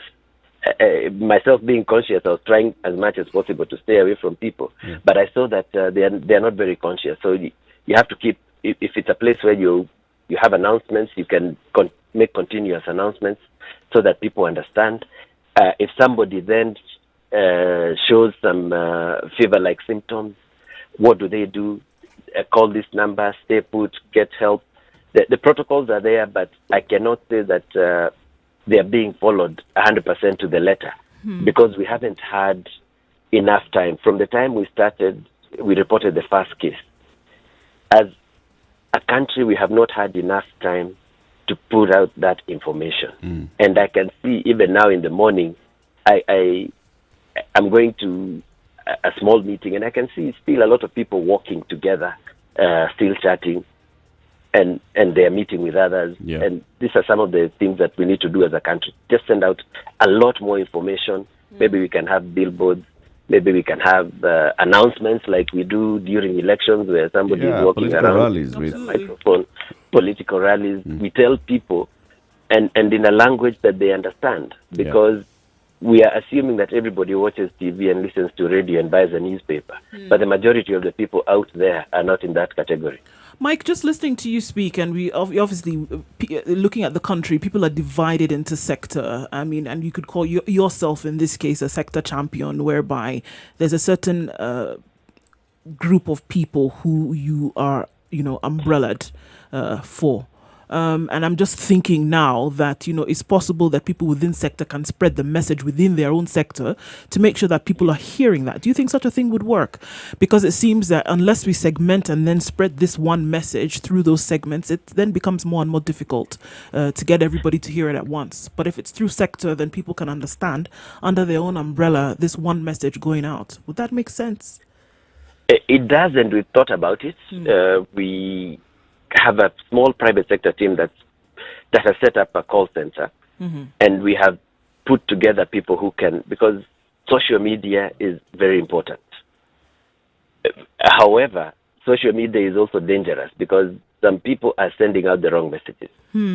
So we are trying to find a way where we can have people sitting on their computers at home, sending the right messages, particularly to the youth. Because, the attitude of the youth at the moment is that this is an old person's disease. So we can continue with our lives. So when we have people on social media. We have our own communication system within the sector that we do. We have communication on email. We've got social media handles, and a lot of our members can be able to access that information. But we need to think about the wider public, and in particular the youth, and your typical guy on the street who might not have a smartphone and might not have access to the internet on the move. And how do we reach them? So we are using a lot of social media, and that is helping. And when there is a story that is confirmed to be fake, then very quickly we debunk it, and we are encouraging people to listen to only official government information. Like now, I went to one of the pharmacies the other day, and somebody was already asking for quinine and azithromycin. Yeah. And this is a careless announcement by a top world leader. Now, this person who's asking for these drugs don't even know how to administer them. Yeah, so, and this is all out of social media. So we need to tell them, listen to official government information. Like now, the health ministry should come out with a position about that treatment and tell people, look, these are prescription drugs. Don't attempt. Wait for the studies to be complete. True. Because then people are going to kill themselves or harm themselves. Very true. Mike Masharia, Chief Executive Officer of the Kenya Association of Hotel Keepers and Caterers, thank you very much for speaking to us this morning. Thanks, Eric. Happy to be on air. Thanks, Mike. Thank you. Yes, thank you. Have a good one. Bye-bye. At 18 minutes to 8 o'clock, this is a Situation Room, Kenya's biggest conversation. The conversation continues. Let's take a look at traffic. And what? There's no traffic. There's nothing on the road. Traffic at 8 o'clock. What? There's no traffic. There's nothing on the road. Not right no, now. There's something on the road. Let's You see tell it at us. 8 and Come on. 15 minutes.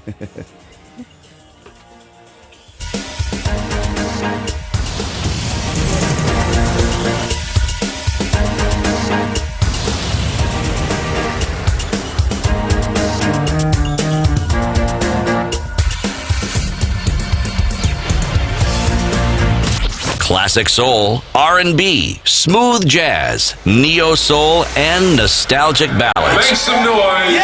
You're listening to Spice FM.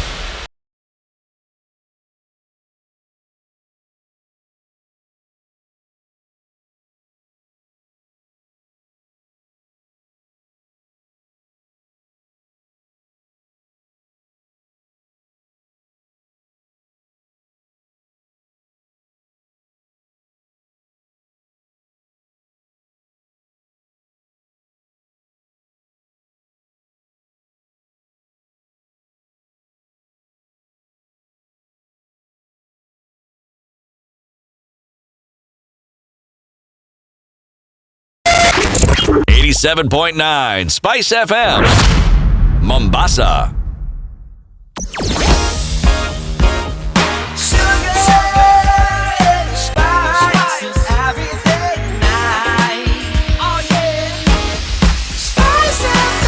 Spice up your life.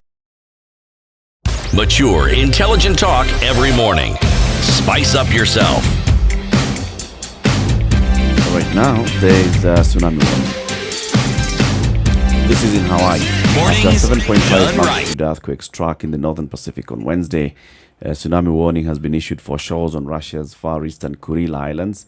Pacific's Tsunami Warning Center says hazardous tsunami waves are possible.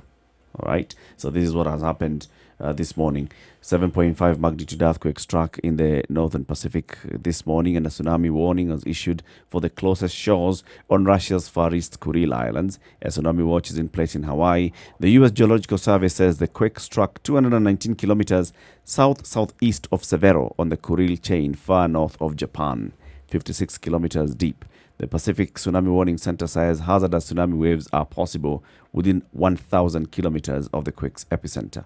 It says earthquakes of this strength in the past have caused tsunamis far from the epicenter. A tsunami watch was issued for Hawaii, but it has since been cancelled. Now it's remaining on those regions in Russia. Let's just hope that it dies off in the sea. Yeah, disappears in the sea. We have enough Just- problems. We can't. We can't deal with another one. We are can. still We can. We can. We are resilient like we are that. It resilient. isn't so much a question of resilience. Remember, when any living species has to fight for its survival, it will do things. It will perform feats that previously had been thought unperformable. So remember, when we talk about the virus, we forget that this is a living organism. And what we're calling its attack, that's it trying to survive.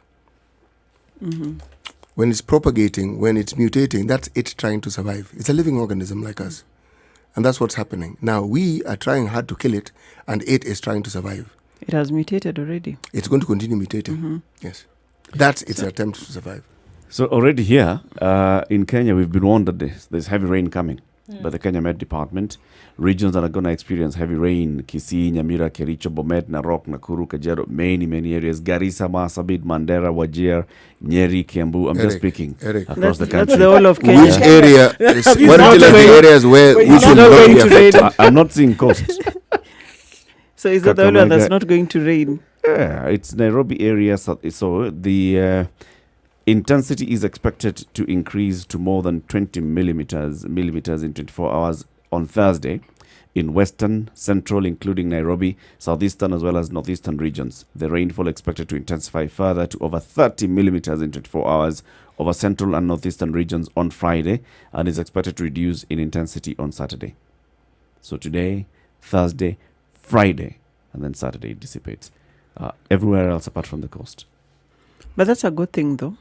Kenyans are afraid of rain, so they'll stay indoors.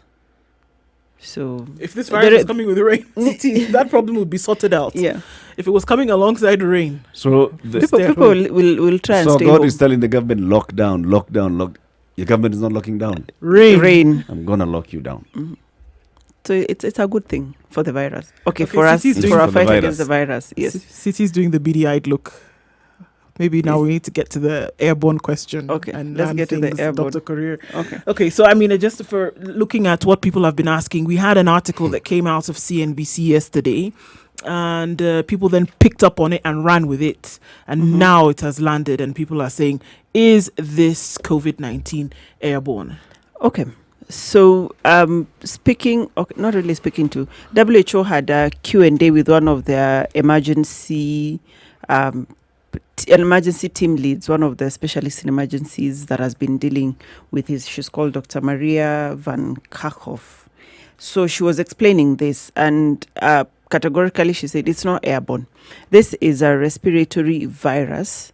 And what happens is when somebody sneezes or coughs, it is those droplets that if they land on your eyes, your nose, or your mouth, you will get infected because they're in those droplets. That's why the 1 meter distance.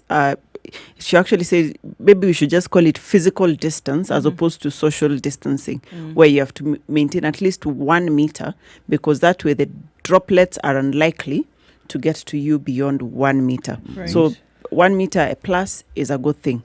2 is that these droplets, when they land on a surface, like if they were to land on this table or any surface, when somebody coughs without covering, then they'll be on that surface. And we've seen one of the studies, I think it was from the US, where in plastics and some steel, it can last up to 72 hours.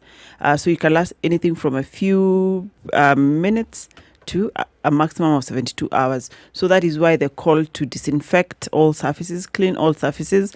And we're saying preferably use bleach, 1 part bleach and 6 part water to clean surfaces. It is topical to clean and disinfect surfaces only, so that you are able to get rid of the virus, because of the chlorine will deactivate the virus. Now the third one is the call for either cover when you're coughing or sneezing, you cover with your elbow, because you are unlikely to use your elbow to touch your face or the what do you call Your it? face is unlikely to go to your elbow. Exactly. So that is why that, or you use tissue to cover, and you dispose it Immediately. in a bin that has a lid, so that you bin has lid. Yes, so that it's covered. Something that is covered, not open. You don't throw it into the open surface, because you don't know who else will likely pick it, touch it, whatever. So Okay. dispose it in somewhere where it is not accessible. Okay. So that is why. So no, it is not airborne. It is it transfers from the droplets directly to somebody or to surfaces. And when you touch those surfaces and you don't wash your hands, you are likely to touch your face, eyes, nose, and mouth, and put you at risk. I've seen people telling people to use their non-dominant hand to open doors, to do other things, because you are unlikely to touch your face using your non-dominant hand. I don't know if it helps, but if it helps, why not? So wash your hands, and there's a whole procedure to that. Maybe we'll talk about it later. Aside from coughing, is it available? Is it there on your saliva? So it is from the respiratory droplets. So if you cough, or if any residue of it is in the first, what do you call it, the first part of your mouth, they'll be minimal, as in the concentration of the virus is less as opposed to at the back of your mouth. So there might be some risk to it. There might be some virus, but it's not as much as at the back, where now the system, the oral system and the respiratory system are likely to mix. So that's why even you see the samples, and one of the other questions that was coming in was somebody was asking, these samples, do they take blood to go and check if it has the virus? So no, they don't do blood. The PCR, you have to take a swab up from the nose. It's far up the nose, so it's a bit uncomfortable. And I think yesterday the Ministry of Health officials had their samples taken to check if they have COVID. Probably they have come in contact, who knows. So you swab up the nose or down at the throat. So that's why the people who are taking the samples have to be trained, and they have to be covered. If you've tried to insert anything in your mouth, you feel like you want, it gives you a gag, you want to vomit. So you might. So that's why they have to be protected, so that in case somebody throws up, they don't contaminate the person who's taking. So it's from the nose or from the back of the throat, where there's a high concentration of the virus, and then it goes through the processing to now isolate the DNA and test it if it's there. So the issue of utensils and the rest. Oh, yes. There was that, especially on vegetables. Guys asking, so you have gone to the supermarket and there are vegetables there. Some people are touching vegetables and whatnot. Press a mango to see whether it's right. Yeah, so like, do I disinfect the vegetables? So just wash your vegetables thoroughly. Everything, it's just hygiene. Obviously, you cannot disinfect vegetables. City, I can see you. Yes. I was going to say, be clear. Do not Do not clean your vegetables with Dettol. With Dettol or Jik or any bleach. Not just wash them thoroughly with running water. And no soap. And no soap. Okay. Not soap. Soap is topical. It's not to be ingested. It's not to be eaten. So, and running water. I know people are like, running water is not your water, only the water from the taps, but you can get a jug or a container and pour it. Somebody can pour for you as you wash. The whole point is that not to put in one basin and you're washing back and forth, because you're actually not doing anything. So it has to be running water. Whatever it is that you use to run that water, it has to be running water. So even dishes should be washed in running water. Yes. Use a cup and then now you use running water to wash dishes. Do you realize what you're saying? It's expensive. It is. But these are hard times. It is expensive because of the cost of water, Yes. as we understand it. Now, this multi-pronged approach, what Dr. Mercy is saying is spot on. Now, people who control our water and those who determine what it costs us need to play their part here. I have actually just received a WhatsApp message that people are already beginning to take initiative on these matters. Remember, we're talking about the issue of people not being able to work and thereby not being able to eat. Yeah. Save a fellow Kenyan. This is an initiative that has been started by individual Kenyans. And they are preparing, not at they are going to do, they have already done, and they are focused. They are developing what you call food hampers. And this hamper contains energy and protein carbs, washing detergents. Each bag will have 10 kilograms of unga, 2 kilograms of atta, 5 kilograms of beans, half a kilo of salt, 2 kilos of milk, tea leaves, cooking oil and fat, sugar, all-purpose soap bar, and fresh bread for 4 days. That's one hamper. And they're preparing it, and they are going to be the distribution centers for them. I'm mentioning it so that you hear. Mother Teresa Home in Kariobangi, House of Mercy in Huruma, Pangani and Otiende Estates, Kibra, Sorry, Pe- CT, is yes. this is going to be sold or it's being given to people? given Given. free. Oh, Free, by, free, sorry, free, just free. go over that again. By whom? So people contribute. So The, people contributed the and organization, Yeah, they've already started doing this. Okay, It's got called it. Save a Fellow Kenya. Kenyan. Got it. All right. Yes. And they're giving directions that contributions people want to make them, they're focusing on the, is it called the Chandarana group of supermarkets. So whether you are going to buy and leave things there or whether you are going to drop it there, they're even giving numbers where, and the usual pay bill number, etc., etc. But why I'm mentioning is this is, the issue of Kenyans taking the initiative has begun. People are actually taking the steps. People who go to churches for help, people who go to mosques for help, they will be targeted because these are clearly people who, even before the coronavirus, needed assistance. All right. There So, are most Can we have a vulnerable. harmonized one and centralized approach to this? one prays that one would have it, but if an initiative has been started, it must be lauded. Because do they wait for others to organize themselves? No. Accountability and auditing. When it comes to Kenyans and money and food, the second thing that comes up is Who is going to... who am I sending this who, money to? Eric, who... This is an initiative started. Has anybody else begun this initiative that we know of? Probably. No, actually, I'd already come across that one. Yeah. Yes. So I think people can rally behind it because it's already there. Then we can have that one initiative that you're What Eric is proposing. saying makes sense, but who is going to be this, the pillar? You know, it has to be a trusted organization that people say, you know, these people have a track Like record Red of doing Cross these did things. with But Kenyans even, for Yes. Kenya. even the trusted one sometimes. But this is it's a good initiative. It's a good initiative, and that reminds On me. paper, I want to see the evidence. I want to see who's running that thing.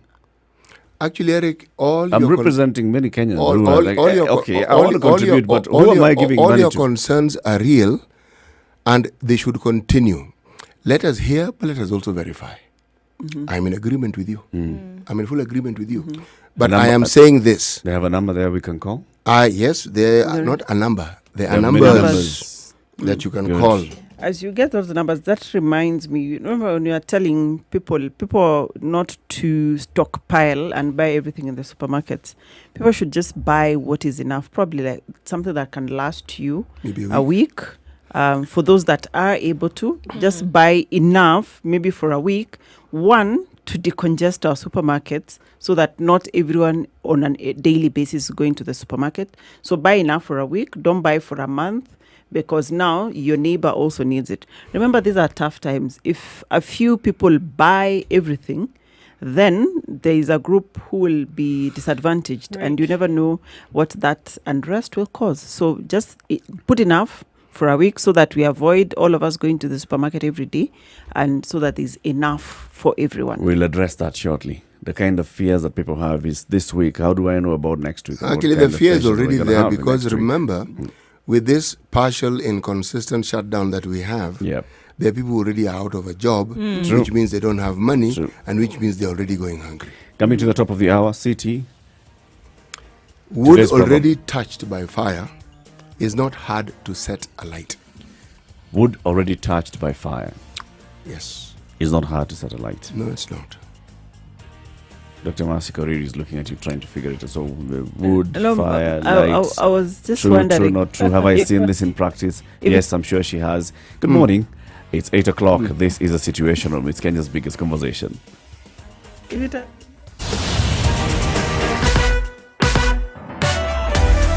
Sugar and spice and everything nice. Spice it. Spice up your life. 102.5 Spice FM, Kisumu.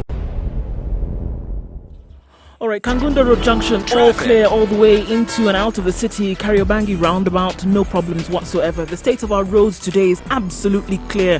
We have no issues whatsoever. From Mombasa Road and then looking down towards Langata Road, no problems at all. It's really, really clear to a worrying state at some point, is what people have to say, that it might be an issue, asking the questions that really, where has everybody gone? No traffic. In no way, shape or form. Let us know what you see. Spice FM KE is how you can reach us on Twitter. Call us on 0719012600. Let's see what you see. But really, traffic is a thing of the past, at least for now.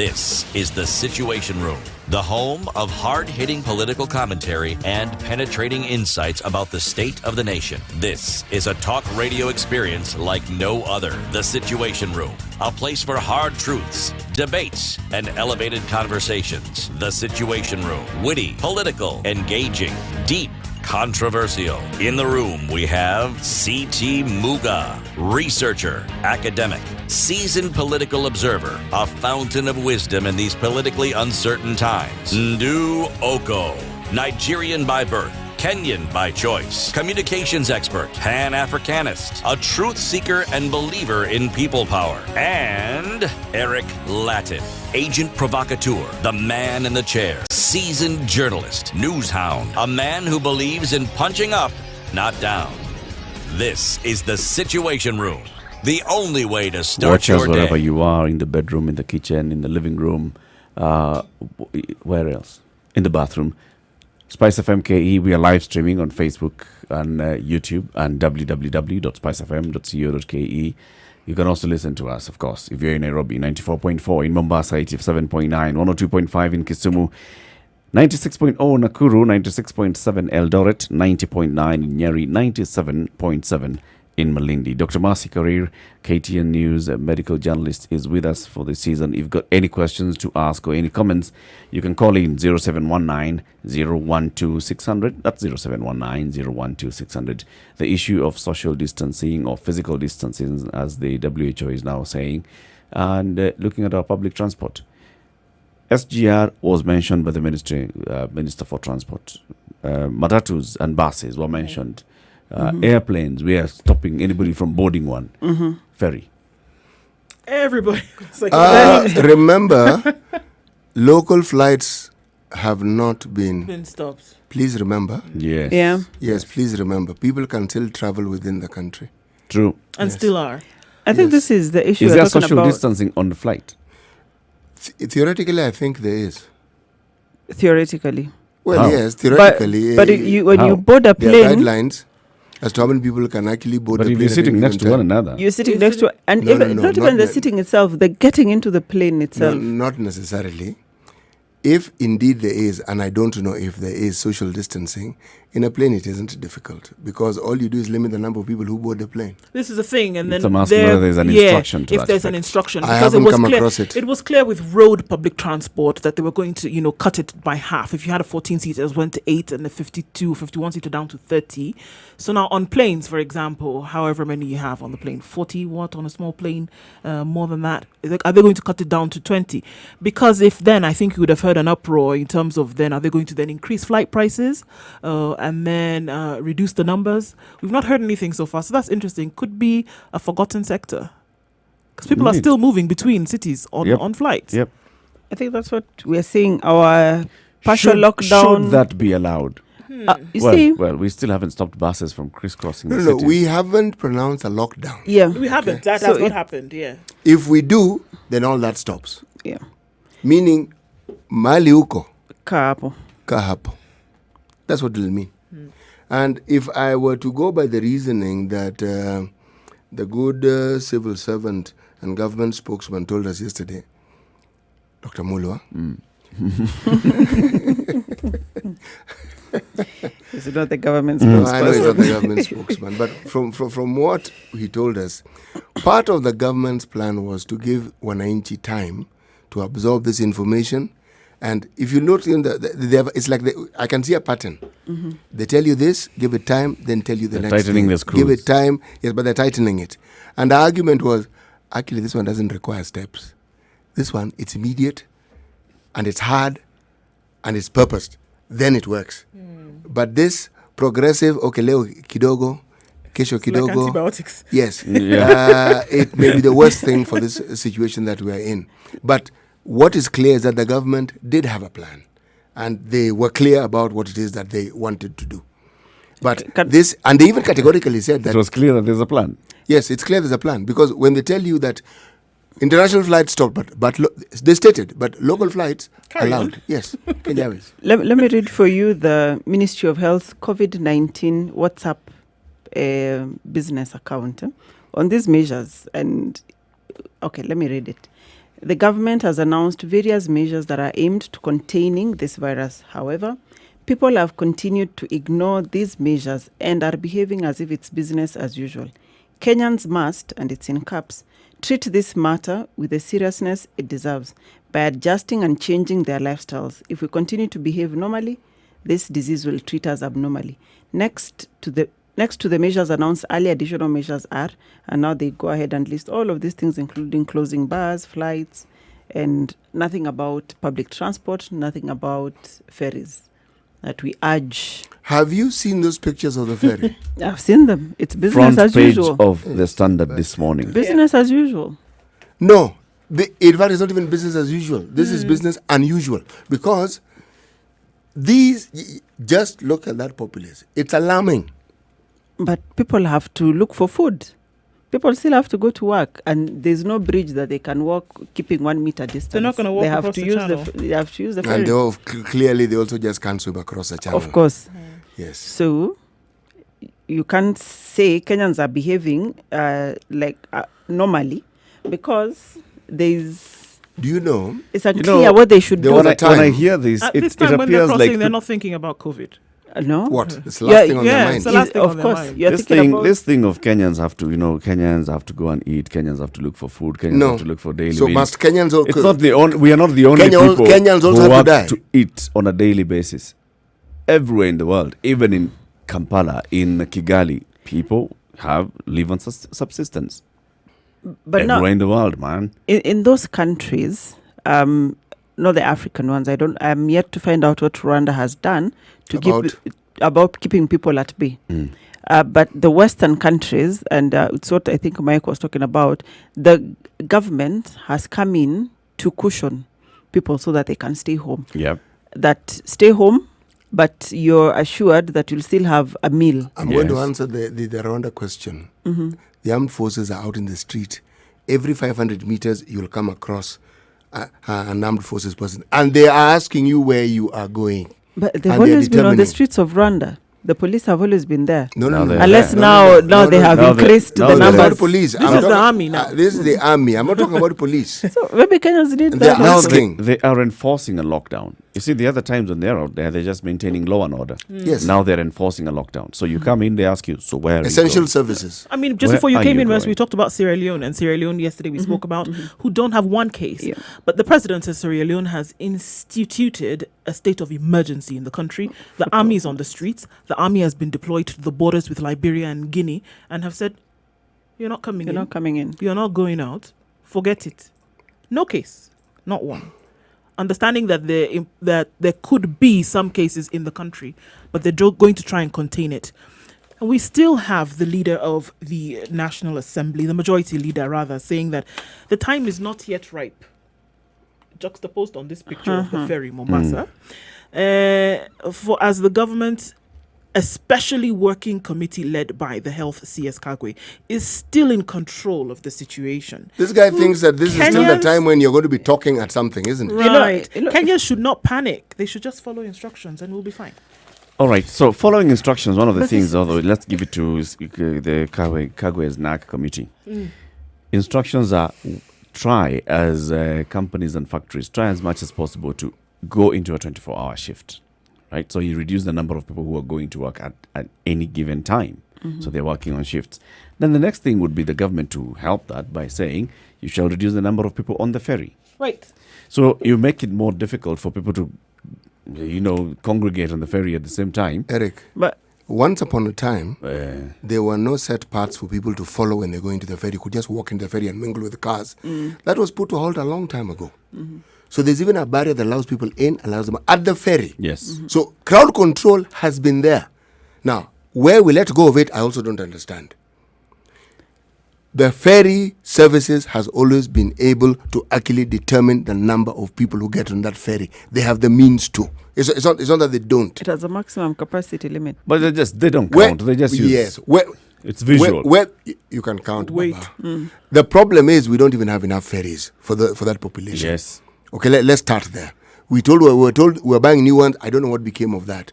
We're told the ones which had not been repaired was being repaired. I don't know what became of that. So this is a disaster that's piling on a disaster that previously existed. It has not gone away. From the time we had the disaster at the ferry, from that time, we don't know if much else has changed beyond getting rid of the board. Okay? This was getting rid of the monkeys. The forest remained the same. So it's not as though very much changed. No. Okay? Other monkeys will just take their place and do exactly the same thing that the others were doing. What would need to happen in this case? Because we need to understand that we're looking at a petri dish right here at the ferry, and especially since looking at the concentration of the positive cases that we have, Mombasa, Kilifi, Kwale, right? And saying this is the question now that is coming out, that we already have a concentration of cases, and of course Nairobi coming out of that area, and then we have the ferry again, petri dish for disaster here. Is it necessary then for at this point to say we're going to see a reduction in the numbers of the people allowed in the waiting bay, for example, on the ferry itself? That should have happened with the PSVs. It should have happened. The same thing that happened with the PSVs should have happened on the ferry. This is a public service vehicle, So marine vehicle. this needs to happen now. Do you know why it is the lockdown becomes necessary? So that this debate is Something put is to a halt to a halt immediately. So we're not even asking questions No. and The possibilities issue of being and on the ferry, not raising- being the ferry does not arise. You're Don't not be on going to the ferry. Peter, You're not going ferry. anywhere. Yeah. This is Then it. a rational discussion takes place. But we said the ferry services are not suddenly going to have 5 more new ferries. So They've this had is- time to have them, so that's not going to happen. So then this makes sense, because yesterday, if we look at social media and coming out of the handle of CS Mutahi Kagwe, he seemed quite a frustrated man yesterday, asking questions and about why is it that Kenyans can't just do what they've been asked to do, right? So if you're being told to stay at home and then you have a ferry service that's running and operating as if there's no problem on earth, that's one issue where you can ask and answer the question and say, well, you tell us to stay at home, but these things are available for us to go to town and do our business. So there'll there always needs be to be something- measures to go along with the sentiment. There'll always be something to do on the other side of the ferry. Absolutely. There's always been something. But as City says, if it is straight and to the point that no movement, we'll not have this conversation. won't We'll be not have asking the the petri dish question. that we are talking about, because there'll be no one to actually ferry you across. This is so the unless thing. you swim or you walk around Look, by road. the discussions it will are be all good and well. Discussions must take place. Remember, KEPS have actually produced a document. This is how thorough they are. Outlining the things that they feel can be done and should be done. So it's not they're just talking. They've said, okay, we've documented for you what we feel should be done and must be done. Step taken. I understand the government's dilly-dallying. It's perfectly understandable. The only problem is it's not making the situation better. It's not being well communicated. Yes. We are it going to take a isn't. decision, but we're waiting for this and the other, or we are aligning ourselves with this and the other. Yes. Oh, And every time that there's that hiatus, people's lives are endangered they're more being in- More and and more and more. There's a caller calling in from Mombasa. This is Eric. Good morning, Eric. Good morning. How are you guys? We're fine, thank you. Yeah. First of all, I just want to say it's a very wonderful show you guys have been hosting. Thank you. I've been following up with you guys like the whole week, and I thank God you guys are talking about the COVID-19 case. I mean, we don't listen to that kind of stuff in the rest of the stations, man. Keep up the good job there. Asante. Thank you. Yeah, that's all. I personally feel like the way the government is handling the COVID-19 case is really a sham. Mm-hmm. As a local Mwananchi, I kind of feel we're let down. We try to understand that the government might be facing challenges, but if we compare the way they're handling the case with regard to how our neighbors are handling the case, I mean, there is so much that the government is missing out on. And if it's fair to say this, I just feel like they are working on assumptions that all Kenyans are one social caliber, you know? Yeah. My opinion is this. Currently, I own a salon somewhere, and recently we just received orders from the county government restricting all salons and barber shops from operating. And that means that we have to stay at home. Personally, I am at home right now. Right. But you can imagine, there's a mama who's basically having a family to feed from this kind of biashara. For how long do we keep staying at home? Nobody is against the quarantine, the self-quarantine thing, but for how long are we going to do this, you know? I kind of feel like the government should have approached the COVID-19 pandemic in a much more pragmatic way. Like and way how? organized. Personally, my own opinion would be this. First of all, I believe before even the whole nation got the information that there is a pandemic, there must be officials within the health ministry or somebody top in government who received that information first. Because I can imagine when we actually had that there is a coronavirus coming through, most of the Kenyans were like, here ni vako, this is a way the government wants to trace some money from us. Somehow they go borrow some loans from somewhere. But I think the point is that at the level of a local mwananchi, most definitely majority of Kenyans walipuuza hii maneno, unaona. But somebody top in government who has that information had critical ideas with regards to how serious this issue was, should have been in a position to actually determine the fate and give the country some direction.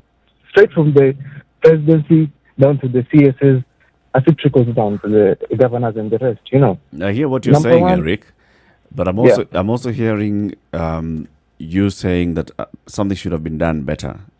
For example, you're saying that you run a salon business, you had to shut Yes. down your salon business, and you do not know how long this is going to last. What else Yes. should the government have done? Was it right Number for the one. government to order you to close your business or not? Most definitely it is right. Right. I don't object to that. The only thing that I am objecting to is the fact that this is done without a plan.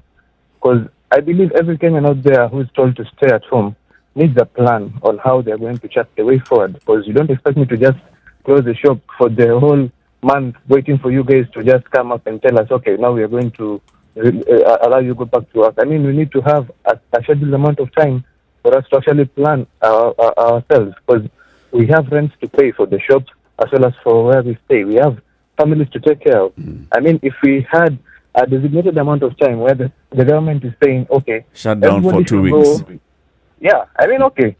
Personally, I actually would have really been happy if they would be like, from this day to this day, we are on total shutdown. Nothing is happening. Give us time to actually sort out this pandemic. And after that, we will actually allow you to come back to work. That way, more Kenyans would have been in a position to actually plan themselves. More Kenyans would have been in a position to actually foresee how they can approach the pandemic. And basically, being patriots that we are, we would have actually helped even the government come up with a better solutions to how to handle this thing, this pandemic, if I may say, Okay. Good Yeah. points you've made there, Eric. Asante sana for calling in. Sure. And have a good day in Mombasa. 0719-012-600 if you've got any question or comment for us. Dr. Marcy Karir, KTN's medical journalist, is in the studio. You can call and ask any question regarding the coronavirus pandemic. 19 minutes after 8 o'clock, we're taking a look at the weather and then the conversation continues.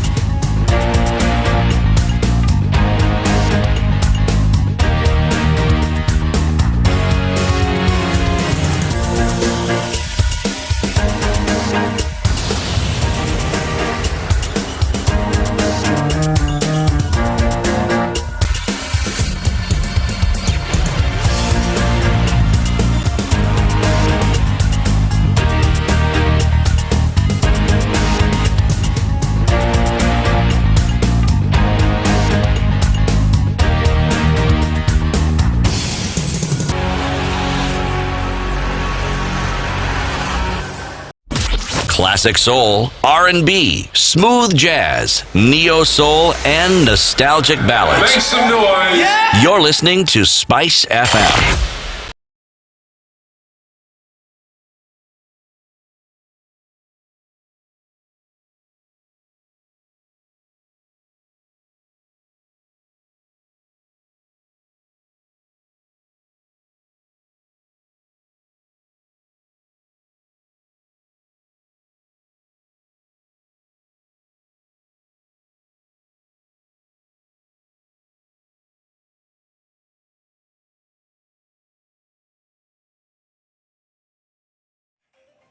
Warming up in Nairobi, we're at 18 degrees today and mostly cloudy. Looking at the chance of rain in the afternoon, will not get past highs of 26.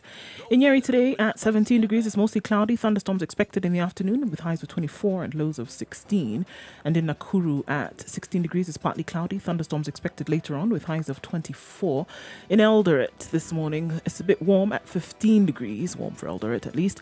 Highs of 23 and lows of 14 with thunderstorms expected later.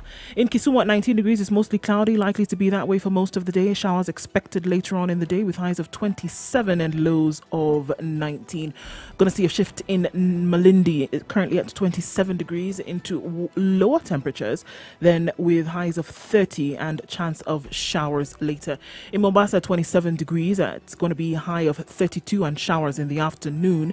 Taking a look then into East Africa, in Kampala, it's mostly cloudy this morning, but warm at 21 degrees and a chance of showers with highs of 27 and lows of 20.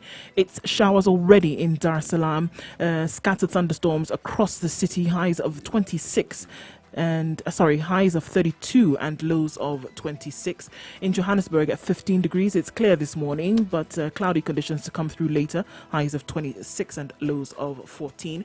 And finally in Lagos, the rains have already set in at 26 degrees, thunderstorms to follow with highs of 31 and lows of 24.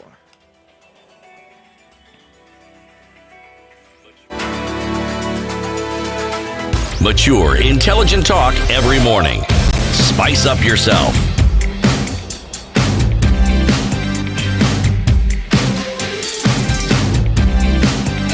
Mornings done right. 94.4 Spice FM. On lines. Sam is calling in from Kangore. Good morning, Sam. Good morning, Spice. How are you doing, guys? Good We're morning. fine, thank morning. you. Good morning. Thank you. So this COVID-19 is giving us treatment. Yeah. But I would like to, you guys, there is so much fear out here, right?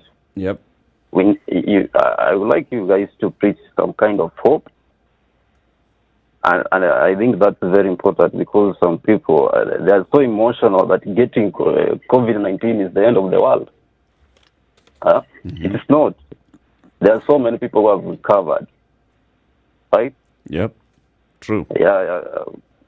And I think the issue about the lockdown, as Elk has already said, you should have a plan. Yeah, you cannot lock down that one country like Kenya. You cannot fungia mama mboga kwa nyumba. All right. Yeah, that's all for today. Yeah. Thank you, Thank Sam. you. Have a good day. Thanks. Abu in Mombasa, good morning. Hello, good morning, Eric and the team. Good morning. Good morning. First and foremost, I'd like to commend the work that you're doing on creating knowledge around the city. Secondly, I'd also like to commend the government. I think the government is trying to put up efforts to contain this disease or pandemic. But what I would like to urge two entities. Firstly, the corporate world and communities in Kenya. If a lockdown, the thing is that it's inevitable for us to be able to control things. And if we not have a lockdown, then we are sure that the spread is going to increase and we're going to be worse statistics on this matter. So, the corporate world, I would like it to find ways to be able to see, community projects to assist the public. Abu, I'm sorry, your line is not clear. Abu, please call back. We'll not be able to. We are not hearing you exactly what you're saying. But I think he's talking about the lockdown and it not being something that's feasible for these parts of the world. 0719-012-600. That's the number to call if you've got any question or comment for us this morning.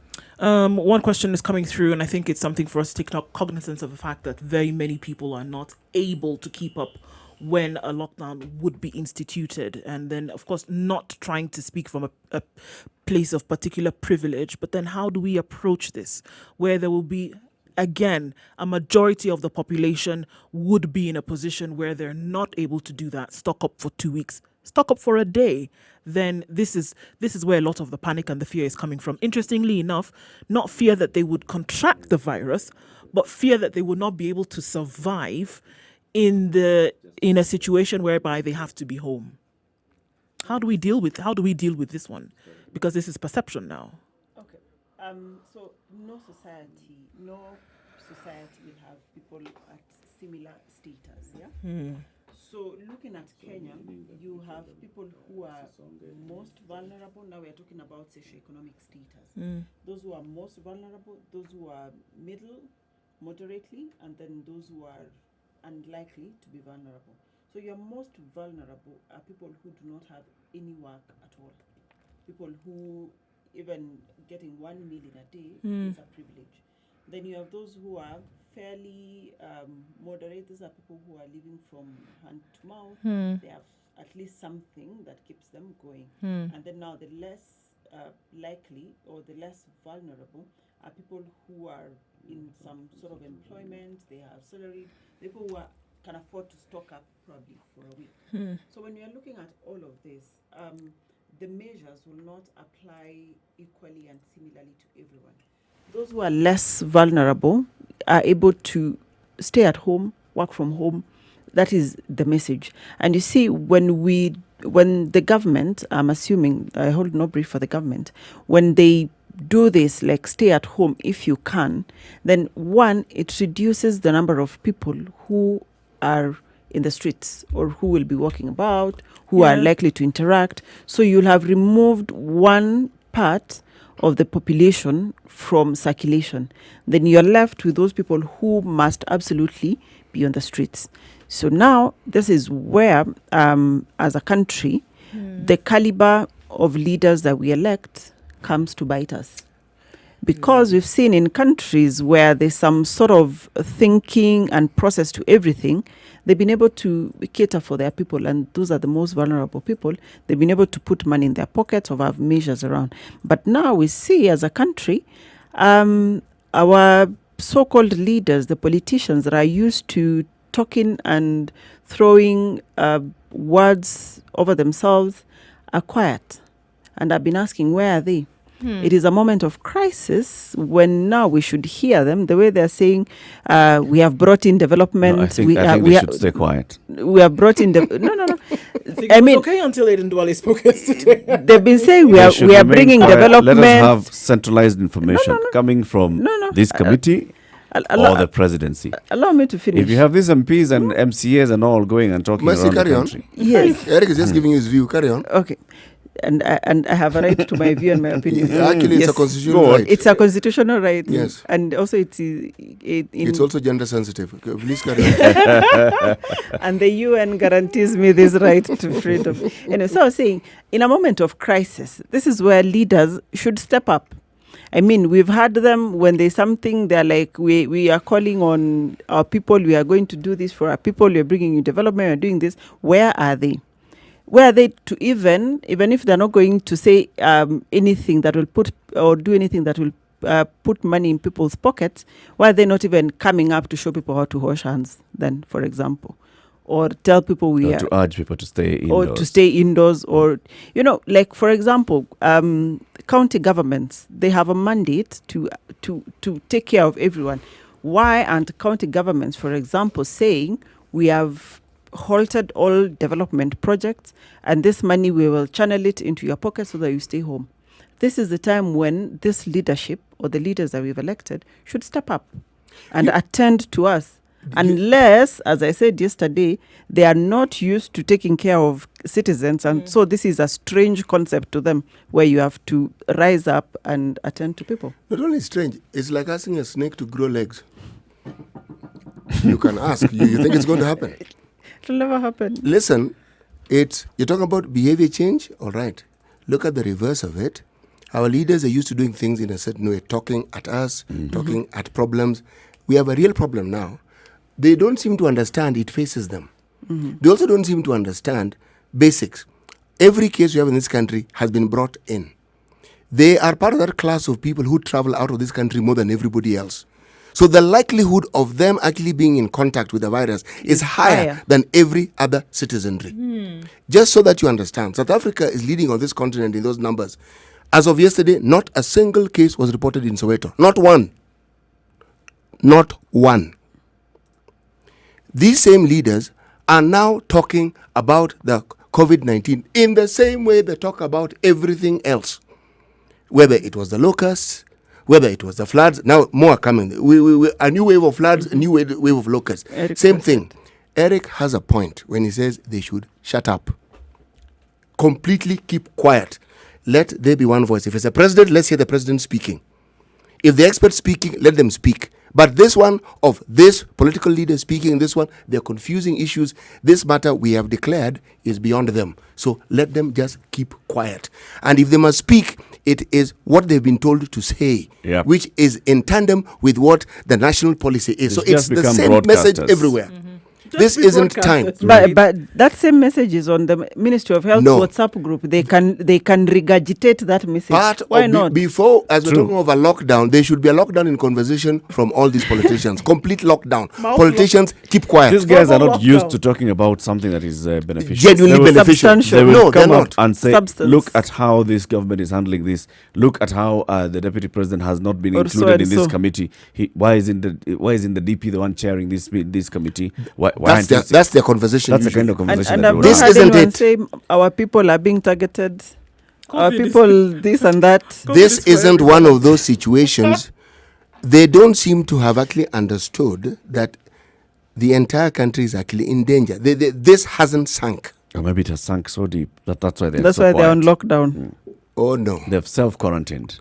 I wouldn't even think that. Don't give these people too much credit. Just give them what is their due, okay? If you are a leader and your people are in a crisis, and this one is uniform across the country, everybody, there are no exceptions to the rule here. Across the world, not where the country. What is this productive thing you are hearing them say? Oparanya said, burials. Made sense. Good decision. Let's not stop. We're not going to allow for this thing to spread. Makes sense. That is a message the national government should have said. There will be no this. So that everyone knows it's across the country. What is so difficult? It's because they're having difficulties just changing their behavior. They're having difficulty doing what? This is something they're unaccustomed to. This is foreign. This is it foreign is ground for completely them. foreign. On the other hand, City, this is purely them.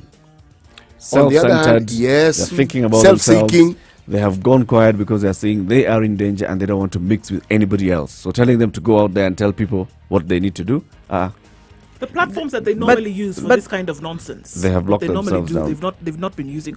Here you could use it. Once and then you've closed churches. Now where do you want the burials and churches? Where do you want to see politicians? But they Gone. they can use social media anymore. Sorry? They can use social media. They don't know how to use social media. 27 minutes to 9 o'clock. This is the Situation Room, Kenya's biggest conversation. Take a look at traffic. The conversation continues. 0719 012 600. Join in.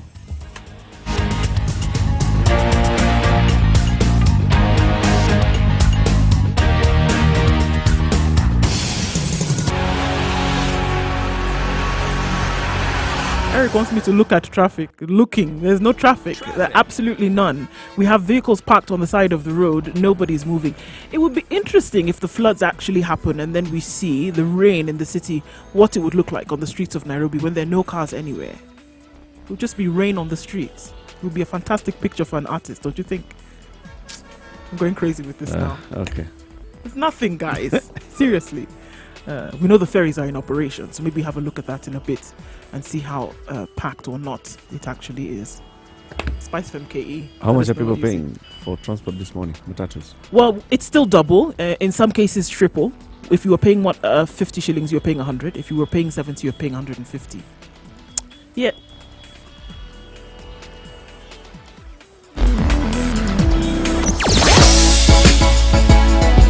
Sugar and spice and everything nice. Spice FM. Spice up your life. Mature, intelligent talk every morning. Spice up yourself.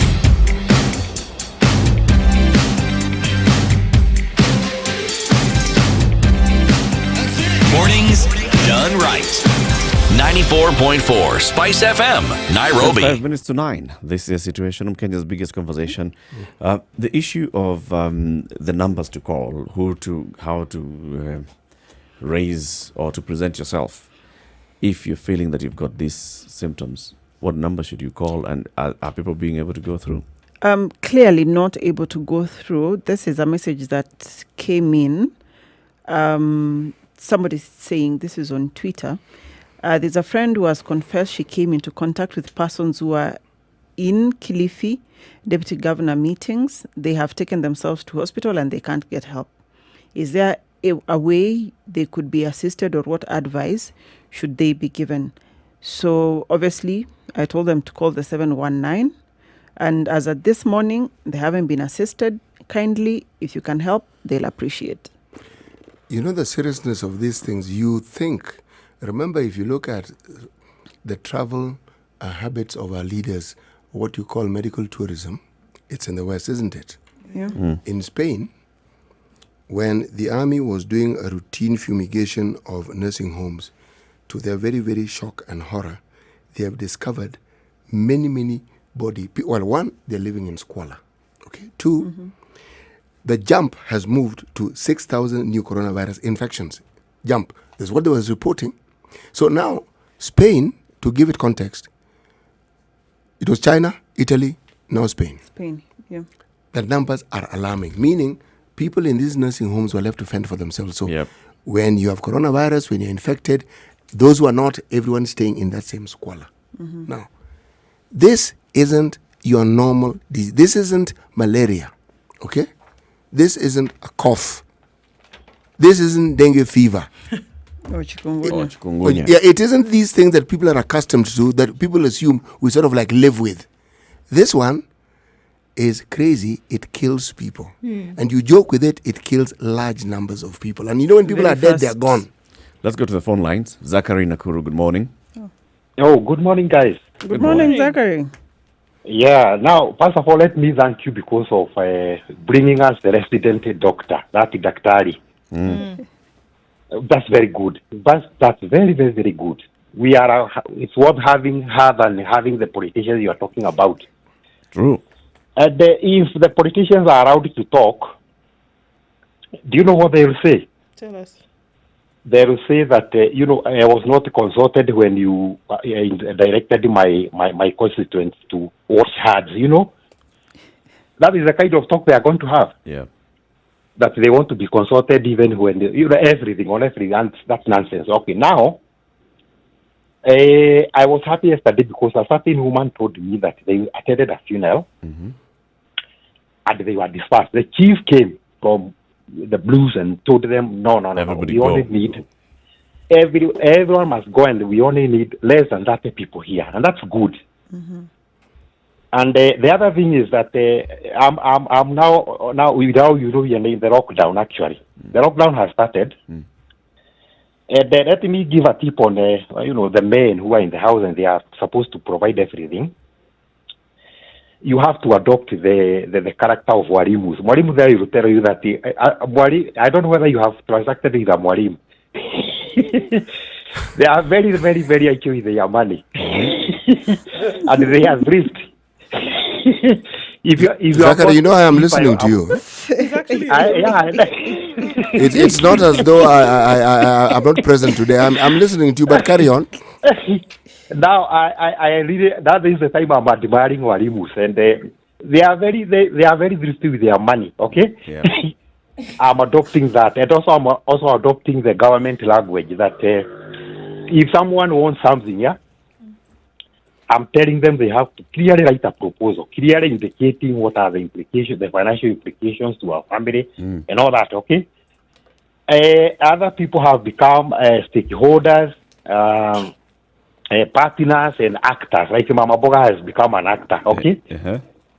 So that is the kind of language that we have to use so that we at least we push, And actually, I'm happy because of the way things are going. Thank you, Zachary. Thank you. Thank you for your words of wisdom. 0719-012-600. So there's okay. First of all, I think the individual measures that people should take, as Zachary is saying, will help in preserving one's family unit. As we say, this is, first of all, you take care of yourself, and by taking care of yourself, you actually take care of your neighbor in extension, and it becomes collective. The issue of Ministry of Health and Ministry of Health, I think, should rally up support from these leaders, much as they have been elected and validly put there. I think people with social capital, and they are the ones, should be given a message to deliver to people and not change it, not modify it. Much as they'll not hold their political rallies, there are no burials to attend to, and churches, this is the time to use the digital media, digital space. If you wanted to determine, they can use everything that they have. And by the way, the person who but will they've had rise all these up, things at their disposal all along. Is it that they've been when hindered? they're campaigning, they use public vehicles. All these media, They use everything. Any medium. I mean, have they been hindered from using the medium? No, they haven't. The thing that you remember, you began a list yesterday, and you said, the thing that, having thought over this thing over the weekend, I you didn't realized. finish my list actually. Yes, There are two more. I want you to carry on with that list of yours and say, what else did you arrive at? Because I also came up with my list. Oh, the other one, the third one I'll say tomorrow. The other one was that we are alone. As We are orphaned. we are Motherless children. Is that No, what no, you're saying? no. Mother and Motherless means In there's this a father. country, you can be a half You're orphan. you're Okay, meaning one parent is dead, so you are just No, half. But here This we are one is total. complete. Yes, Total. I realized we are alone. And this for the realization was, and I think I shared this later, was this is a time when we are listening to every world leader all over the place, and some are taking the podium and talking about keeping people afloat, the intentions of recovery and whatnot.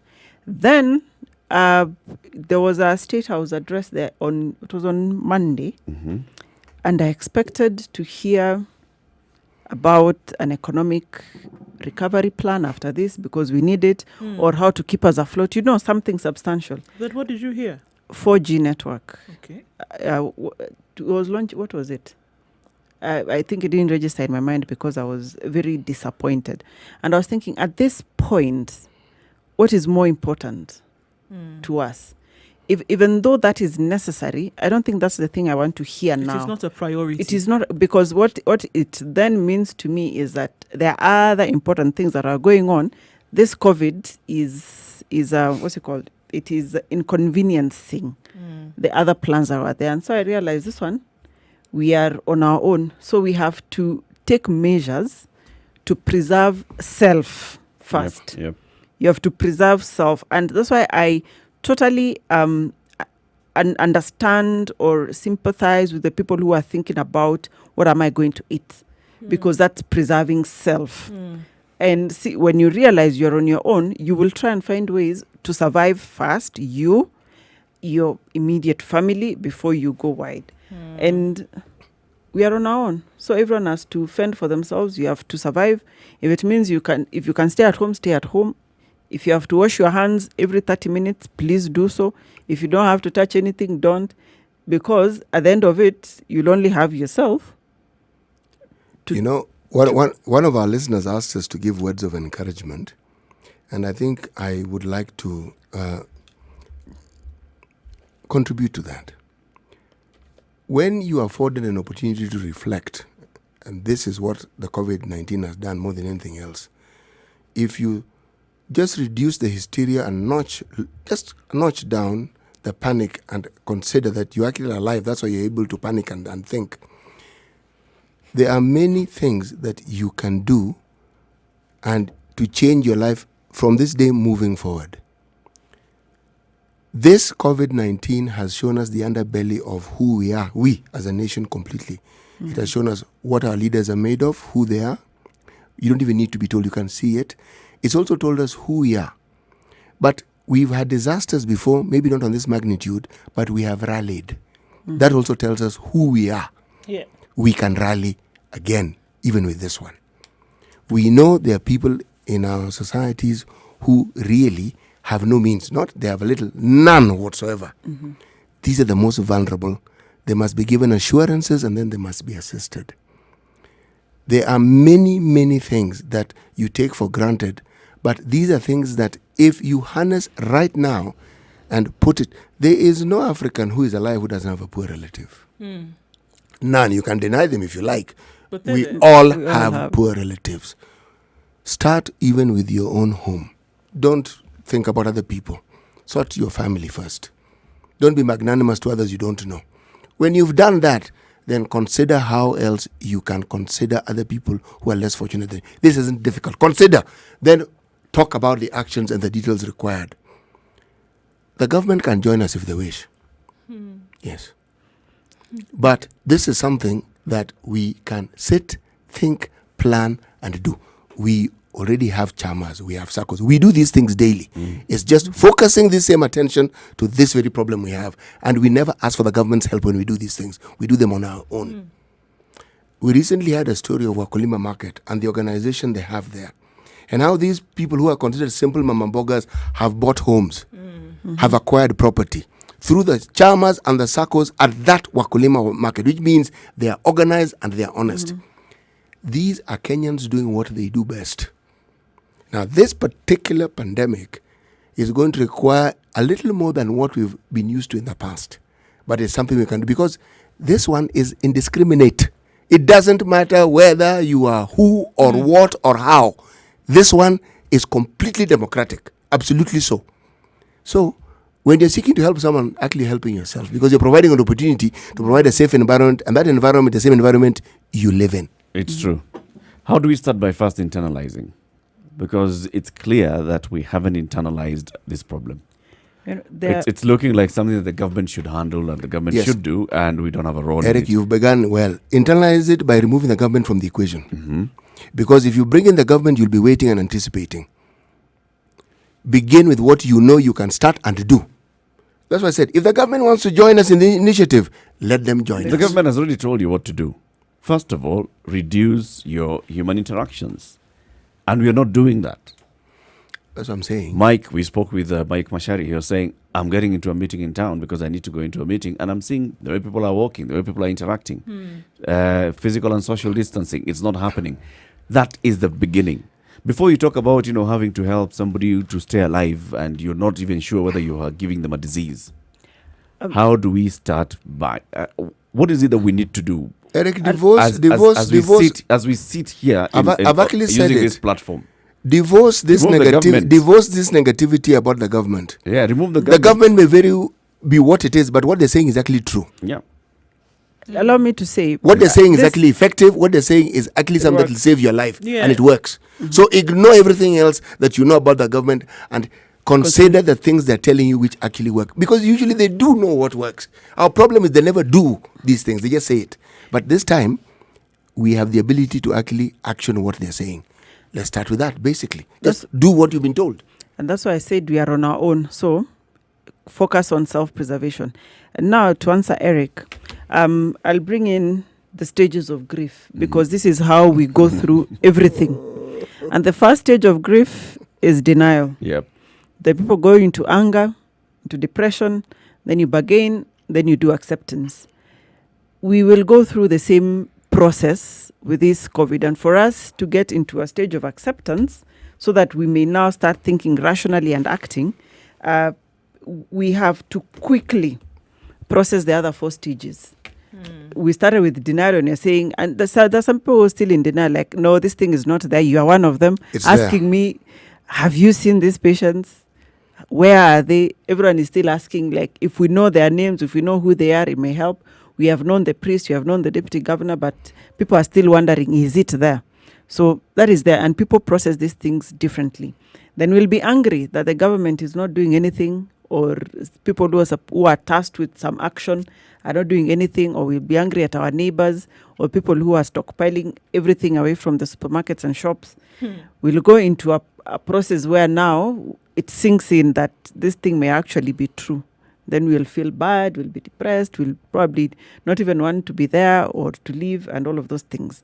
Then we'll start bargaining, and usually this one people bargain with God, asking God, if I don't get COVID, I will serve you for the rest of my life. If I don't get COVID, I will give you one of my children. Yes. For a week. Or I will give you my children to serve you. I will dedicate all manner of things.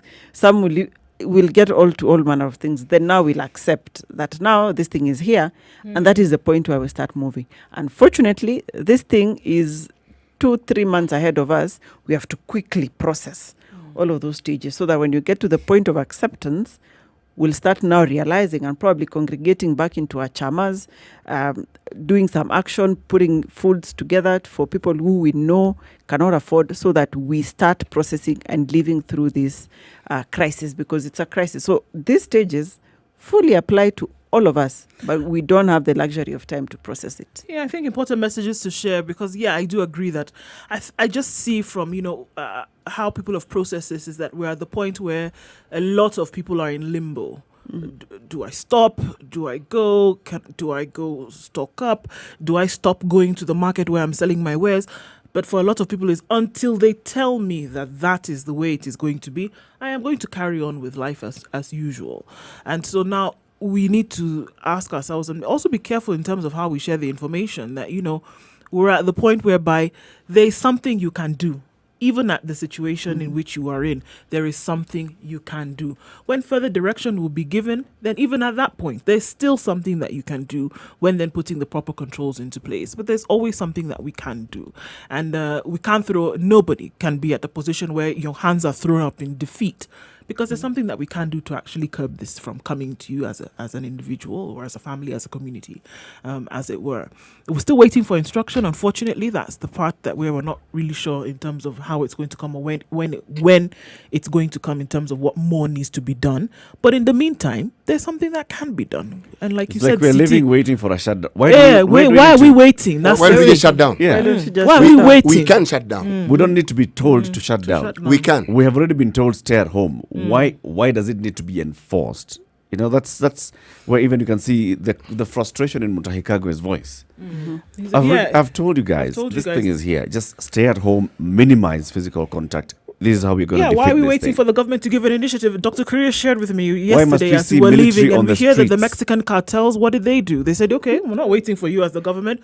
We are shutting this thing down. Nobody's going anywhere. When the government wants to come along, you find us on the way. But you people, we've said you're not going anywhere. Who do you think they fear more, the cartels or the government? The cartels. The witch doctors. The witch doctors in Mexico. They are feared more. And I'm going back to what Eric said. This is where you determine the wheat from the chaff. Government pronouncements may sound ridiculous, but usually they're actually well thought out.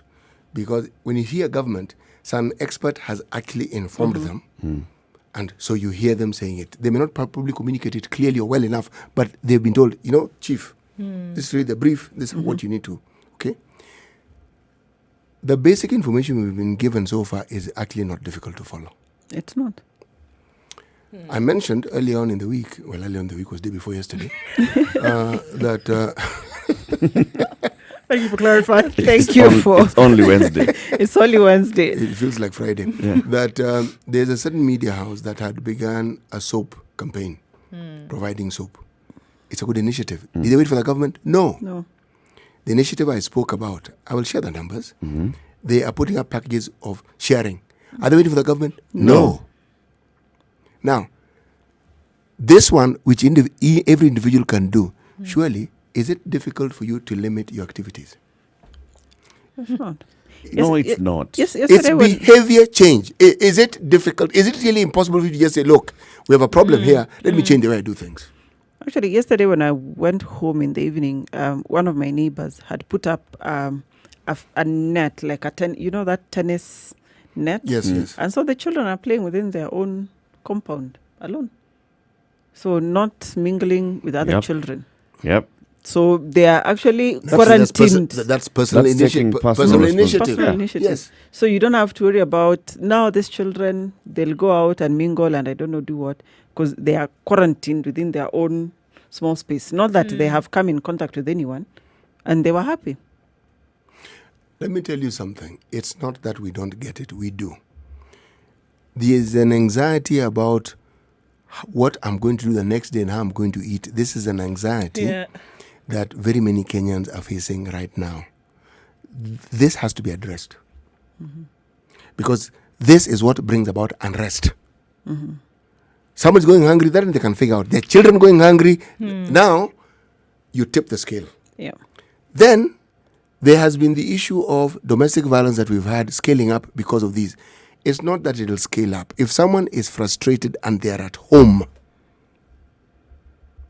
what do you think is going to happen? And they have no means. Meaning, it doesn't matter how many times you talk to them, there is nothing they can do. Because what they know is to wake up in the morning and go for that mjengo or go to this. Now, the issues surrounding these economic issues, these ones have to be addressed, and the government can address them. If they are not addressing them, those who form this block of people who are responsible for this, they have to take that initiative. KEPSA have reduced a document. Let me go to the phone line. Please. John Joroge in Mombasa. Good morning. Good morning. Welcome to the Situation Room. Thank you. Mine is just to emphasize that as Kenyans, we know the kind of leaders we have, and many a times we should realize that we have a responsibility too. We may not have the resources, but if I get infected today, it's me who's gonna suffer. Yes. So we should internalize sometimes and ask ourselves, in all this which is going on, in this code that we are facing, what do I do? And the pertinent thing that comes into my mind is this: I should be able to limit what I do, the access of infection out there, by being clean, making sure my body is well protected or maybe having vitamins. And the government now, it's why it should come in and say, maybe for you to be able to access the multivitamins, this is what should be done, so that everybody can be able to. Because if we build our immunity, probably if this illness comes or this virus comes to us, our body will be able to fight it. If you look at other countries, they have stimulus plan. I don't think here even the leaders know exactly what that is. So it's left on us as what we do. If you are told to stay home, not necessarily stay home, but we should be able to keep at least clean so that when this thing comes along, we at least say that we tried. We did our best. We did our best. Because one thing I've come to realize about us, we never internalize. It's always trying to blame somebody somewhere. Yep. Government is for the people, to the people, by the people. I form that government. You and I, we make that government. Government is me and you. Yep. And because the leaders we have are a reflection of the society they come from, we should look at ourselves and ask, these leaders don't do what they're supposed to do. So next time, we put them away. Thank you Do we very do much, that? John. Yes. Thank you very much. Have a good day in Mombasa. You too.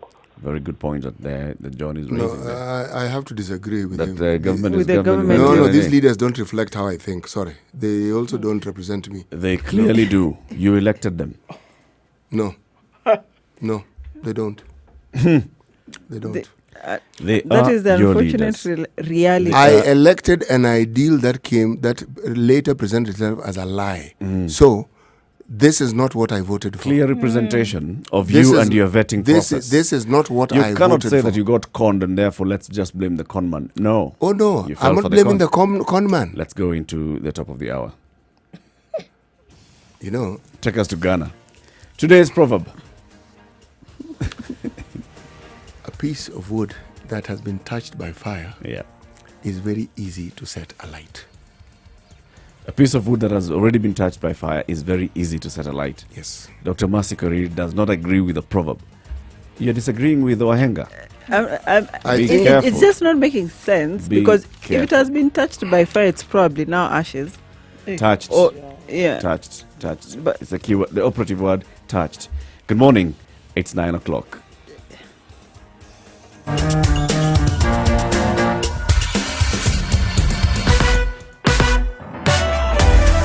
Sugar and spice and everything nice. Spice FM. Spice up your life. 94.4 Spice FM, Nairobi. Anything changed since the last time we looked at this? Absolutely not. Interestingly enough, business must be really bad because there's no policemen on the highway today whatsoever. Nobody. Cops are not, well, there's nothing for them to police in terms of traffic. We're not seeing anything there at all. So it's easy street on most streets today. And yes, we know that the cost of public transport has doubled, in some cases tripled. And that's what we're being faced with right now. So nothing in terms of a highlight that we need to share right now. If you do see something, do let us know. Spice FM KE 0719 012 600.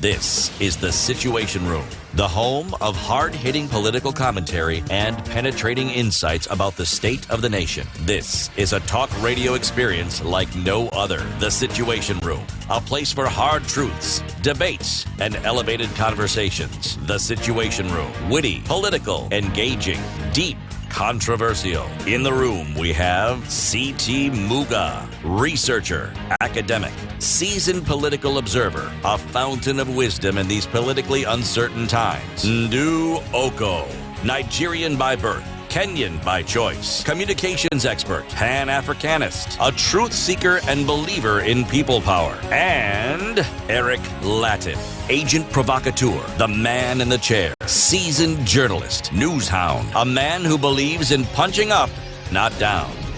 This is The Situation Room, the only way to start your day. Good morning, and thank you very much for tuning into The Situation Room right here on Spice FM. We are broadcasting on www.spicefm.co.ke. You're also live streaming on Spice FM KE, Facebook, and YouTube.